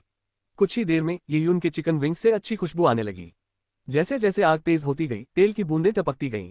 ये तैयार है। ये यून ने ग्रिल्ड चिकन विंग्स पर मांस काटा और उस पर थोड़ा मसाला छिड़का। बहन शियाओरू, इसे चखिए। ये यून ने जियांग शियाओरू को ग्रिल होने के बाद सबसे पहले चिकन विंग दिया। सावधान रहो, बहुत गर्मी है, ये यून ने चेतावनी दी। ये यून के लिए जियांग शियाओरू दुनिया की सबसे महत्वपूर्ण व्यक्ति थी। छोटे बच्चे अब अपनी बड़ी बहन को चेतावनी देने लगे हो। जियांग शियाओरू ने ये यून को घूर कर देखा। पहले जियांग शियाओरू ये यून के लिए दलिया बनाती थी और क्योंकि उसे डर रहता था कि ये यून जल जाएगा, इसलिए वह हमेशा दलिया पर फूंक मारकर उसे ठंडा करती थी और उसे चेतावनी देती थी, धीरे धीरे खाओ, ध्यान रखो, ये गर्म है। एक सरल वाक्य, फिर भी सुनने में बहुत मधुर लगा। ये यून ने यह सुनिश्चित किया कि उसके द्वारा ग्रिल किए गए चिकन विंग्स बाहर से कुरकुरे और अंदर से नरम हो। हालांकि उन पर कुछ काले धब्बे थे, लेकिन वे हानिरहित थे। जियांग शियाओरू ने अपना मुंह खोला और एक छोटा सा टुकड़ा खाया। ये सचमुच बहुत नरम और रसदार था, जिससे ये बेहद स्वादिष्ट लग रहा था। वाह, कितना स्वादिष्ट। जियांग शियाओरू का चेहरा खुशी से चमक रहा था। आग के चारों ओर बैठकर अपने भाई के साथ स्वादिष्ट चिकन विंग्स खाने से ज्यादा खुशी की बात और क्या हो सकती है। यूनेर, तुम्हें भी खाना चाहिए। ओह बिल्कुल, मुझे ऐसी लकड़ी ढूंढने में काफी शोध करना पड़ा जो काला धुआं न छोड़े। ये यून मुस्कुराए। पिछले कुछ दिनों से ये यून की प्रगति धीमी हो गई थी और अब वह हर कुछ दिनों में नए स्तरों में प्रवेश नहीं कर पा रही थी। ची गैद्र का क्षेत्र एक सीमा रेखा थी। इस स्तर पर पहुंचने के बाद साधना की प्रगति धीमी हो जाती थी। प्रतिभाहीन व्यक्ति जीवन भर इसी अवरोध में फंसा रहता था और कभी प्रगति नहीं कर पाता था। ये यून ने चिलिन के सिर की आधी ऊर्जा पहले ही अवशोषित कर ली थी। ये यून ने बैंगनी क्रिस्टल के बारे में अपनी समझ को और गहरा कर लिया था। अब वह बैंगनी क्रिस्टल द्वारा ऊर्जा अवशोषित करने की गति को नियंत्रित कर सकता था। उस समय जब ये यून ने पहली बार मेरिडियन क्षेत्र में प्रवेश किया था तो उसकी खुली हुई मेरिडियनों के भीतर आने वाली ऊर्जा के अनियंत्रित प्रवाह के कारण उसका शरीर लगभग फट गया था। अब ये यून बैंगनी क्रिस्टल के अवशोषण की गति को नियंत्रित कर सकता था, इसलिए वह दोबारा वही गलती नहीं करेगा। चीलिन के दिमाग में ऊर्जा लियान चेंगयू की निर्जीव हड्डियों की ऊर्जा से कहीं अधिक है। ये लगभग 10 दिनों तक चल सकती है, तब तक राज्य के चयन में भाग लेने का समय लगभग आ जाएगा। उद्धरण चिन्ह। जब वह इस बारे में सोच रहा था तभी अचानक उसे दूर से एक हल्की सी आवाज सुनाई दी। नश्वर रक्त के 5वें चरण तक पहुंचने के बाद ये यून की इंद्रियां तेज हो गई थी, इसलिए वह दूर से आने वाली आवाजों को आसानी से सुन सकता था। बहन शियाओरू, मेरा इंतजार करो, ये यून ने बड़े पेड़ से आसानी से नीचे कूदने से पहले कहा। दूर जाकर उसने जो देखा उसे देखकर वह दंग रह गया। अध्याय 68 बेहेमोथ सेना। अंधेरी रात में घाटी में मशालों की एक कतार रेंगते हुए अग्निसर्प की तरह आगे बढ़ रही थी। रोशनी का उपयोग करते हुए ये यून देख सका कि सैनिकों का समूह विशालकाय जानवरों से बना था जो पहाड़ों से होकर गुजर रहे थे। जानवरों के ऊपर लोग मशाले लिए बैठे थे। ये जिन लॉन्ग वेई के जानवर हैं, ये जिन लॉन्ग वेई की सेना है। एक नजर में ही ये यून लगभग 80 विशालकाय जीवों को देख सकता था। ऐसे सैनिकों की युद्ध क्षमता के बारे में विस्तार से बताने की जरूरत नहीं थी। उनमें से सबसे आगे चल रहे विशालकाय जानवर ने अपनी पीठ पर एक झंडा लहराया हुआ था। वह झंडा सुनहरे पीले रंग का था और उस पर एक सुंदर ड्रैगन जिन लॉन्ग बना हुआ था। ये जिन लॉन्ग वेई का झंडा था। लिन शिंटोग और बूढ़े सूर से विदा होने के बाद ये यून ने राज्य के चयन के बारे में पूछा था। वह ये भी जानता था कि जिन लॉन्ग वेई ने जानबूझकर क्लाउड वाइल्डनेस का एक अत्यंत विस्तृत नक्शा बनाया था। बेशक बूढ़े सूर ने पिछले कुछ महीनों में घटी बैंगनी बादल की 2 घटनाओं के बारे में ये यून को कुछ नहीं बताया। अगर वह बता देते तो ये यून के मन में तरह तरह के विचार उमड़ पड़ते। आखिरकार वे आ ही गए। इस टुकड़ी को क्लाउड वाइल्डनेस में प्रवेश करने के लिए राज्य द्वारा चयन आवश्यक है। लगता है अब समय आ ही गया है। क्लाउड वाइल्डनेस बहुत विशाल था और उसमें छोटी छोटी जनजातियां असंख्य थीं। राज्य के चयन को व्यवस्थित करने के लिए वे प्रत्येक जनजाति में जाकर परीक्षा आयोजित नहीं कर सकते थे। इसलिए वे सभी उम्मीदवारों को एक बड़ी जनजाति में इकट्ठा करते, एक विशेष मानदंड निर्धारित करते और सामूहिक रूप से उनका मूल्यांकन करते। जिन लॉन्ग वेई का गंतव्य ताओ जनजाति थी। उन्होंने राज्य के चयन के लिए ताओ जनजाति की भूमि को परीक्षा केंद्र के रूप में चुना था। ताओ जनजाति का क्षेत्र कई मील व्यास में फैला हुआ था। सबसे बड़ी जनजातियों में लाखों परिवार थे जो लगभग 10 लाख लोगों के बराबर थे। क्लाउड वाइल्डनेस में जनसंख्या जनगणना स्वस्थ पुरुषों की संख्या पर आधारित थी, क्योंकि यही संख्या सबसे अधिक महत्वपूर्ण थी। स्वस्थ पुरुष ही मुख्य श्रम शक्ति थे और युद्ध में अग्रणी योद्धा भी। किसी जनजाति की वास्तविक शक्ति को दर्शाने के लिए बूढ़े और बीमार लोगों को शामिल करना निरर्थक होता। एक स्वस्थ पुरुष की पत्नी, माता पिता और कुछ बच्चे होते हैं। जहां तक कि यून और जियांग शियाओरू जैसे स्वस्थ पुरुषों के बिना परिवारों की बात है, उन्हें तो परिवार भी नहीं माना जाएगा। इसलिए जब जनसंख्या जनगणना की जाएगी तो जियांग शियाओरू को उसमें शामिल नहीं किया जाएगा। एक बड़ी जनजाति के लिए एक परिवार में लगभग 6 से 7 लोग होते थे, इसलिए लाखों परिवारों के साथ ये लगभग 10 लाख लोग होंगे। क्लाउड वाइल्डनेस में 10 लाख लोगों की जनजाति का होना अपने आप में काफी आश्चर्यजनक था। क्लाउड वाइल्डनेस ताओ आदिवासी कबीला। ताओ जनजाति का कबीला 1000 से अधिक वर्षों से क्लाउड वाइल्डनेस में जीवित था। अपने लंबे इतिहास के कारण वे एक ऐसी मार्शल आर्ट विरासत विकसित करने में सक्षम थे जिसे वे अपना कह सकते थे। लियान कबीले जैसी छोटी जनजाति के चारों ओर कोई बाड़ नहीं थी, लेकिन ताओ कबीले के चारों ओर मजबूत और टिकाऊ बाड़ें बनी हुई थीं। ये लकड़ी की बाड़ मोटी गोलाकार लकड़ियों को अगल बगल रखकर बनाई गई थी।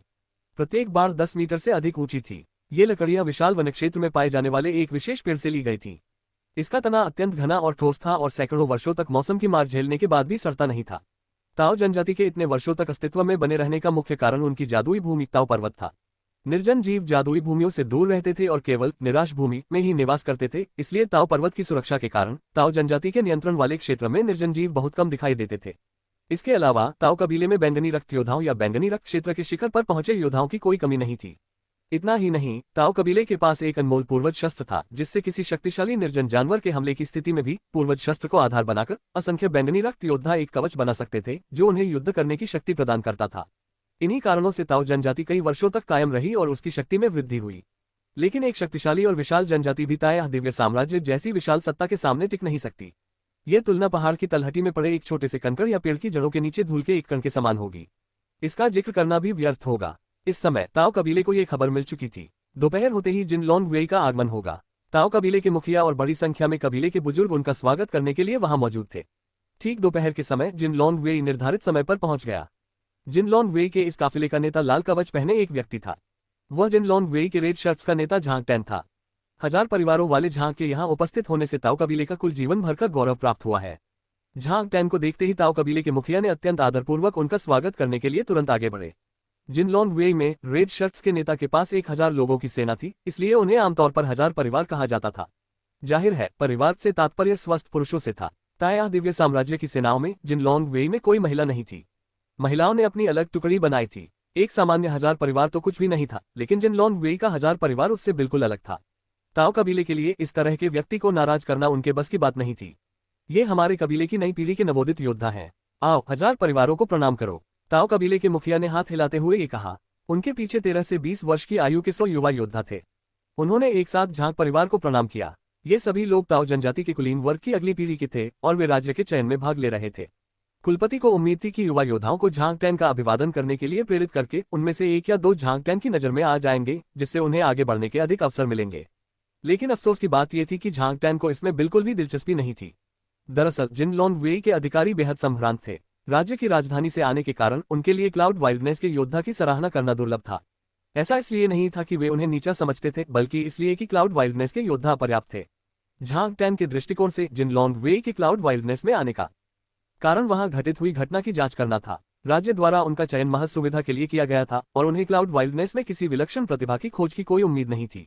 झांग टैन ने अपने सामने खड़े युवाओं के समूह पर सरसरी नजर डाली और व्यावसायिक लहजे में कहा, मेरी यात्रा का कारण आधिकारिक काम है, इसलिए फिजूल खर्ची की कोई जरूरत नहीं है। शहर में प्रवेश करें। झांग टैन ने हाथ हिलाया और जिन लॉन्ग वेई तुरंत अंदर आ गए। ताओ कबीले के युवा योद्धा मूल रूप से प्रत्याशा से भरे हुए थे और उन्होंने इसके लिए सावधानीपूर्वक तैयारी की थी, लेकिन जिन लॉन्ग वेई के आगमन के दिन का इंतजार करते हुए उनकी उपेक्षा की गई। इससे युवा योद्धा निराश हो गए। ये 1000 परिवारों वाला झांग, वह तो हमें बिल्कुल ही नीचा समझता था। ये तो हद से ज्यादा है। हमारा ताओ कबीला इस क्षेत्र का सबसे बड़ा कबीला है। हालांकि हम जंगल में रहते हैं और संसाधनों की कमी से जूझ रहे हैं, लेकिन जंगल में पले बड़े होने के कारण हमने लड़ाइयां और खून खराबा देखा है। भला ग्रीन हाउस में उगाए गए ये फूल हमारे असली युद्ध के अनुभव का मुकाबला कैसे कर सकते हैं। जल्द ही चयन होगा। हम जिन लॉन्ग वेई के अधिकारियों को दिखा देंगे कि वे गलत थे। हो सकता है हम अच्छा प्रदर्शन न कर पाएं, लेकिन हमारे ताओ कबीले का पहला युवा गुरु जल्द ही ड्रैगन पल्स की अवस्था प्राप्त करने वाला है। इस योद्धा चयन में वह निश्चित रूप से चमकेगा। ये युवा योद्धा आपस में चुनौती भरे लहजे में चर्चा कर रहे थे। ताओ कबीले के पहले युवा सरदार का नाम हुई या था और वे पूरे कबीले में प्रसिद्ध थे। इसकी वजह ये थी कि वे दृढ़ शारीरिक शक्ति प्राप्त करने के बेहद करीब थे। विशाल वन्य जीवन में दृढ़ शारीरिक शक्ति प्राप्त करना अत्यंत कठिन था। झांग टैन ने जिन लॉन्ग वेई को सीधे उनके शिविर तक पहुंचाया। थोड़ी देर आराम करने के बाद उसने कपड़े बदले और आधी रात को अकेले ही निकल गया, बिना किसी अनुयायी के और बिना किसी के ध्यान दिए। अध्याय 69 आरेख। एक सुंदर आंगन में उत्तम वस्त्र पहने एक बूढ़ा व्यक्ति सफेद वस्त्र पहने एक लड़की के साथ शतरंज खेल रहा था। गुरुजी, अब आपकी बारी है।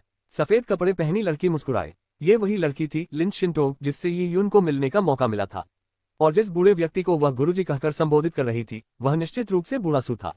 बूढ़े सू ने एकाग्रता से अपनी भौहें सिकोड़ी और अपनी मोटी उंगली से शतरंज के एक मोहरे को कसकर पकड़ लिया। वह अपनी अगली चाल को लेकर अनिर्णायक थे।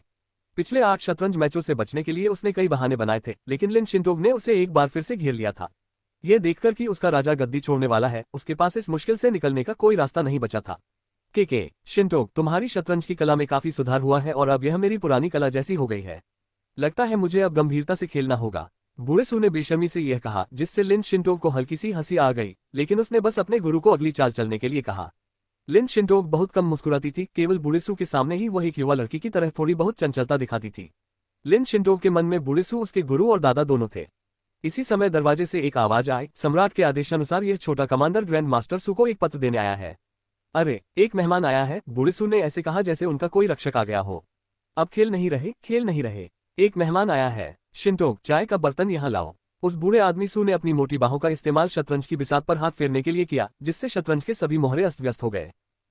लिन शिंटोंग अवाक रह गई और उसने मजाकिया अंदाज में कहा, आपके चाय के शिष्य ने तो चाय पहले ही तैयार कर ली थी। गुरुजी खेल में इतने मग्न थे कि आपने चाय पी ही नहीं। बूढ़े सू ने मेज पर रखी चायदानी को देखा और अवाक होकर पलकें झपकाईं। सौभाग्यवश जिन लॉन्ग वेई के 1000 परिवारों के मुखिया झांग आंगन में प्रवेश कर चुके थे और उन्होंने हाथ जोड़कर बूढ़े सू को प्रणाम किया। सम्राट के आदेशानुसार मैं छोटा सेनापति ग्रैंडमास्टर सू को पत्र देने आया हूँ। कृपया ग्रैंडमास्टर सू इस पत्र को देख लें। झांग टैन ने ये कहते हुए पत्र को विनम्रतापूर्वक शतरंज की मेज पर रख दिया। ये लाल रंग का पत्र था जिस पर एक मोहर का चिन्ह अंकित था। बूढ़े सू के ताऊ कबीले में होने का मुख्य कारण झांग टैन द्वारा लाए गए पत्र की प्रतीक्षा करना था। उसने पत्र लिया और गंभीर चेहरे के साथ सहजता से कहा, झांग टैन एन्ना, तुमने बहुत मेहनत की है, चाय पी लो। झांग टैन एक पल के लिए रुका और मेज पर रखे चाय के प्यालों पर नजर डाली। वह एक सावधान व्यक्ति था। उसने देखा कि चाय तब पी गई थी जब बूढ़े सू और लिन शिंटोग शतरंज खेल रहे थे, और यह संभवतः लिन शिंटोग द्वारा ही बनाई गई थी। लिन शिंटोग एक ऐसी प्रतिष्ठित महिला थी जिनके पीछे बड़े बड़े परिवारों के कई कुलीन लोग पड़े रहते थे। हो सकता है कि एक दिन उनकी सगाई ताए दिव्य साम्राज्य के किसी राजकुमार से हो जाए और वे राजकुमारी बन जाएं, और शायद एक दिन महारानी भी बन जाएं। जिनलॉन्ग वेई के 1000 परिवारों में से एक होने के नाते झांग टैन भावी महारानी द्वारा बनाई गई चाय पीने के लिए मृत्यु को गले लगा रहा होगा। हालांकि इसकी संभावना कम थी, लेकिन झांग टैन को सभी प्रकार के लोगों से निपटते समय जिनलॉन्ग वेई के 1000 परिवारों के रूप में व्यापक परिदृश्य पर विचार करना पड़ा। उन्होंने तुरंत जवाब दिया, प्रस्ताव के लिए ग्रैंड मास्टर सू को धन्यवाद। इस छोटे कमांडर को अभी रिपोर्ट करने के लिए वापस जाना है, इसलिए मैं शराब नहीं पीऊंगा। झांग टैन शिष्टाचार का अक्षरशः पालन करता था और अपनी बातों में शालीनता बरतता था, लेकिन बूढ़े सू का कोई निश्चित निवास स्थान नहीं था, इसलिए राज्य के राजपरिवार को भी उनके साथ विनम्रता से पेश आना पड़ता था। उन्हें सांसारिक शिष्टाचार की परवाह नहीं थी और न ही उन्हें इसमें कोई रुचि थी। ठीक है, अब आप जा सकते हैं। बूढ़े सू ने हाथ हिलाया और झांग टैन के जाने तक इंतजार किया। फिर उसने मोम को फाड़ा और कुछ इशारों से मुहर खोल दी। उसके बाद बूढ़े सू ने लिफाफे के अंदर से कुछ निकाला। यह कोई लिखित पत्र नहीं था, बल्कि एक चित्र था। जब बूढ़े सू ने चित्र निकाला तो एक प्राचीन जानवर की भूतिया छवि उभरी और फिर गायब हो गई। यह धुएं के गुबार की तरह थी। इस चित्र को देखकर बूढ़े सू की आंखें चमक उठी, मानो कोई गरीब तिजोरी रक्षक खजाना देख रहा हो। उसने मन ही मन कहा, इस बादल वन्यभूमि में सचमुच कोई खजाना हो सकता है। अगर मार्क्विस वेन्यून इसे स्वयं नहीं कर सका और उसे मेरी मदद की जरूरत है, तो लगता है कि राज्य की खजाने की खोज व्यर्थ नहीं गई। गुरुजी, इस चित्र में क्या गड़बड़ है? लिन शिंटोग ने पूछा, जो एक तरफ खड़ी होकर उस प्राचीन पशुभूत की छवि को देख रही थी जो पहले ही गायब हो चुकी थी। वह आरेख से रहस्य को उजागर नहीं कर सकी, लेकिन उसकी रहस्यमयता को महसूस कर सकती थी। बूढ़े सू ने कहा, यह आरेख प्राचीन काल से चला आ रहा है। मुझे नहीं पता कि इसका बैंगनी बादलों के जन्म से कोई संबंध है या नहीं, लेकिन अगर नहीं भी है तो भी यह काफी महत्वपूर्ण है। शिंटोग, चिंता मत करो, मैं तुम्हारी टूटी हुई नसों को जोड़ने का रास्ता ढूंढने के लिए दुनिया के कोने कोने तक खोज करूंगा। ... जब से लियान चेंग्यू बैंगनी रक्त क्षेत्र में प्रवेश करने में असफल रहा, तब से लियान कबीले में सन्नाटा छा गया था। अब पहाड़ों पर सैकड़ों लोगों के जड़ी बूटियां चुनने के भव्य दृश्य नहीं दिखाई देते थे, न ही उनके बलवान पुरुष अनाज सुखाने के लिए खेतों में आग जलाते नजर आते थे। लियान चेंग्यू के घायल होने की खबर को दबा दिया गया था। सभी लोगों का मानना था कि लियान चेंग्यू ने पर्पल ब्लड क्षेत्र में प्रवेश कर लिया है और अपनी शक्ति में अभूतपूर्व वृद्धि कर ली है। अब उन्हें केवल राज्य के चयन की प्रतीक्षा करनी थी। लियान चेंग्यू राज्य का योद्धा बनेगा और लियान कबीले को एक बेहतर जीवन की ओर ले जाएगा। उस दिन आसमान में बर्फ की बूंदें बिखरी हुई थी और बादल नीचे लटके हुए थे। लियान कबीले के आसमान में एक विशाल चील उड़ रही थी। इस चील के पंखों का फैलाव 10 मीटर से अधिक था और इसकी उड़ान ने हवा का एक झोंका पकड़ लिया, जिससे बर्फ अव्यवस्थित तरीके से नाचने लगी। यह क्या है? लियान कबीले के गरीब लोग भला इतने बड़े बाज को कैसे देख सकते थे? क्या ये कोई खूंखार जानवर है, या फिर यह कोई निर्जन जानवर हो सकता है? इतने बड़े चील को देखकर लोग दहशत में आ गए थे। आमतौर पर एक जादुई दुनिया की सुरक्षा में सामान्य खूंखार जानवर या निर्जन जानवर शायद ही कभी किसी जनजाति के आसपास घुसपैठ करते थे, लेकिन ये तो सामान्य परिस्थितियां थी। ऐसे उदाहरण भी हो सकते थे जब खूंखार जानवर या निर्जन जानवर उन अद्भुत स्थानों में घुस जाते जहां लोग रहते थे, जिसके परिणामस्वरूप सामूहिक नरसंहार हो सकता था। इसका अर्थ नरसंहार के समान था। पूरे क्लाउड वाइल्डनेस में कई छोटी छोटी जनजातियां थीं, इसलिए कुछ छोटी जनजातियों के नष्ट होने से कोई फर्क नहीं पड़ता था। अगर यह वाकई किसी निर्जन जानवर का हमला था तो ये लियान कबीले के लिए एक त्रासदी होगी। लोगों में दहशत फैलने के बीच विशालकाय चील ने अचानक कुछ गिरा दिया जो आकाश में जलने लगा। पेंग, एक जोरदार धमाके की आवाज के परिणामस्वरूप आकाश में अक्षरों की एक पंक्ति दिखाई दी। यदि इन शब्दों को जमीन पर रखा जाता तो प्रत्येक शब्द आधा एकड़ जमीन घेर लेता। आकाश में होने के कारण लियान कबीले के पूरे क्षेत्र में कोई भी इसे स्पष्ट रूप से देख सकता था। 3 दिन बाद दोपहर के समय जिनलॉन्ग वेई लियान कबीले में राजदूत भेजेगा और अपने साथ 10 योद्धाओं को ताओ कबीले में चयन के लिए ले जाएगा। जो लोग चयन में उत्तीर्ण होंगे वे राज्य के योद्धा जिनलॉन्ग वेई के सदस्य बनेंगे। 10 लोगों की आयु 28 वर्ष से कम होनी चाहिए। उनका चयन प्रारंभिक परीक्षा उत्तीर्ण करने वालों में से किया जाएगा और कबीले द्वारा निर्धारित किया जाएगा। बड़े अक्षरों में लिखे उस वाक्य को देखकर सब लोग रुक गए। राज्य का चयन आखिरकार शुरू हो रहा है। इतने दिनों के इंतजार और तमाम बलिदानों के बाद आखिरकार वो दिन आ ही गया। जिस दिन का उन्हें बेसब्री से इंतजार था वो आ ही गया। अध्याय 70, चयन की प्रस्तावना। लियान कबीले के प्रांगण में याओ युआन ने आकाश में लिखे बड़े अक्षरों को देखते हुए अपनी आंखें सिकुड़ी। उसे याद आया कि उस विशाल चील को दिव्य पवन चील के नाम से जाना जाता था, जिसे विशेष रूप से जिनलॉन्ग वेई द्वारा पाला गया था। इन दिव्य पवन चीलों को छोटी उम्र से ही खूंखार जानवरों का मांस खिलाया जाता था और वे बहुत बुद्धिमान थे और अपनी गति और चपलता के कारण वे विशाल जंगल में उड़ने में सक्षम थे। पहले जब जिन लॉन्ग वेई ने नक्शे बनाए थे तो उनमें सभी छोटी जनजातियों के स्थान पहले से ही अंकित थे। अब जिन लॉन्ग वेई के सदस्यों ने राज्य के चयन की खबर सभी छोटी जनजातियों तक पहुंचाने के लिए चीलें भेजी थी। आसमान में जलती हुई यह विशाल पंक्ति 1 घंटे तक दिखाई देती रही, जिसके बाद ये धीरे धीरे गायब हो गई। लियान कबीले के पिछले पहाड़ पर ये यून एक बड़ी चट्टान पर झुककर घास की एक पत्ती चबाते हुए शब्दों को देख रहा था। 10 लोग जनजाति द्वारा चुने गए। ये यून इन शब्दों के अर्थ पर विचार करने लगा। स्पष्टतः जिन लॉन्ग वेई ताओ जनजाति में योद्धाओं का चयन करने की योजना बना रहे थे। लियान जनजाति जैसी छोटी जनजाति के लिए जिसमें केवल 10 स्थान है, यदि जनजाति स्वयं 10 लोगों का चयन करे तो प्रक्रिया अधिक सरल होगी। कबीले द्वारा चुना गया। छी, ये यून ने ताना मारा क्योंकि यह स्पष्ट था कि 10 स्थान लियान चेंगयू और योद्धा प्रशिक्षण शिविर के बाकी सबसे भरोसेमंद सदस्यों द्वारा ही भरे जाएंगे। जहां तक ये यून की बात है, उसे कबीले में मृत व्यक्ति माना जाता था। चाहे कोई भी चयन विधि अपनाई जाए, ये यून का चयन नहीं होगा। ये यून ने अपने मुंह में रखी घास की पत्ती को थूक दिया और उसके मन में एक विचार आया, 3 दिन बाद दोपहर को मैं अपनी जगह खुद ही बना लूंगा। ... उसी समय लियान कबीले के आंगन में धीरे धीरे बर्फ गिर रही थी। लियान चेंगयू आग के पास एक मुलायम जानवर की खाल पर लेटा हुआ था और आकाश में बड़े बड़े अक्षरों को ध्यान से देख रहा था। बैंगनी रक्त स्तर में प्रवेश करने में असफल होने के बाद से लियान चेंगयू कई दिनों से बिस्तर पर पड़ा था। उसका चेहरा पीला पड़ गया था और उसमें खून की कमी थी। उसे देखकर ऐसा लग रहा था मानो वह एक कमजोर विद्वान हो। शारीरिक रूप से कमजोर होने के कारण वह जानवरों की मुलायम खाल से ढकी कुर्सी पर लेटा रहता था। उसे घर के अंदर और बाहर ले जाया जाता था और नौकरानियां हर जगह उसकी सेवा करती थीं। इस समय लियान चेंगयू 4 नौकरानियों से घिरी हुई थी जो आदेशों की प्रतीक्षा कर रही थीं। उनकी उम्र लगभग 17 वर्ष थी। वे या तो सूखे हुए मांस की थाली, फल या कोयले का बर्तन पकड़े हुए थीं। दिन ठंडा था और चारों नौकरानियां 4 घंटे से बर्फ में खड़ी थीं। वे आग से काफी दूर थे, इसलिए उसकी गर्मी का आनंद नहीं ले पा रहे थे। ठंड से उनके चेहरे, कान और हाथ लाल हो गए थे। बर्फ के कारण उनके सूती जूते गीले हो गए थे, जिससे उनके सुन्न पैर बर्फ की गुफा जैसी ठंड में फंसे हुए थे। लेकिन फिर भी वे बिना हिले डुले सीधे खड़े रहे। उन्होंने अपने हाथों में वस्तुओं को ठीक से पकड़ रखा था, भले ही उनकी बाहें काफी समय से सुन्न हो चुकी थीं। कुछ नौकरानियां बेहोश होने ही वाली थी कि उन्होंने अपने होंठ भींच लिए। वे बुरी तरह से खुद को थामे बैठी रही क्योंकि उन्हें पता था कि अगर वे हिली तो उनका अंजाम भयानक होगा।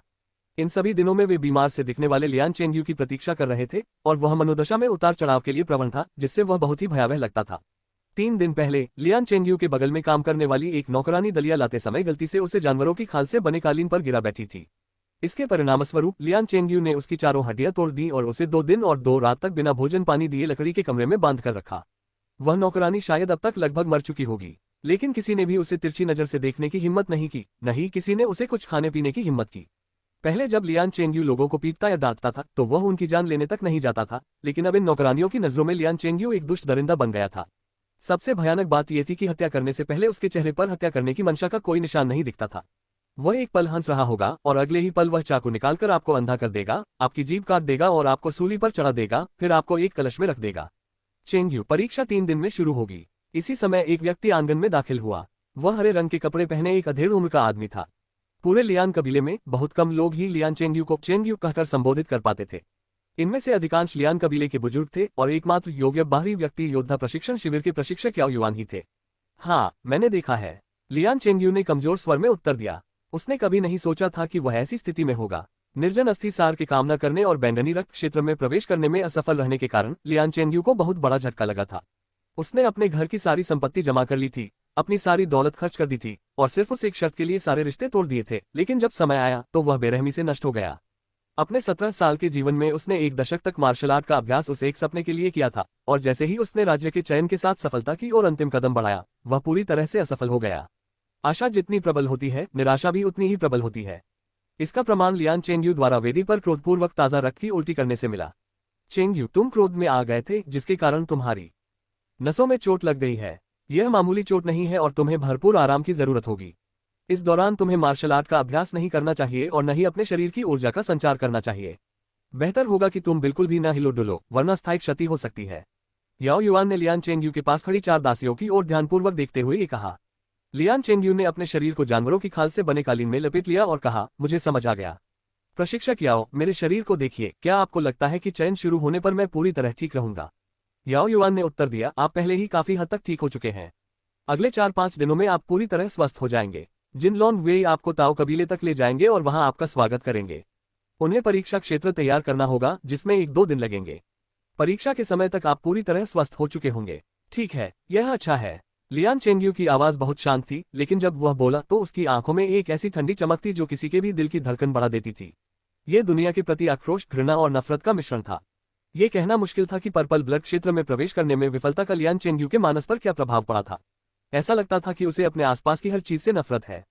मुझे इन सभी परेशानियों से क्यों गुजरना पड़ा और इस ऊबड़-खाबड़ रास्ते को क्यों पार करना पड़ा? स्वर्ग ने मेरा आखिरी चिप क्यों चुरा लिया? अगर स्वर्ग होता तो मैं तुम्हें विस्मृति का श्राप देता। अगर ईश्वर होता तो मैं तुम्हें बिजली गिरने का श्राप देता। लियान चेंगयू का व्यवहार देखकर याओ युआन को समझ नहीं आया कि क्या कहें।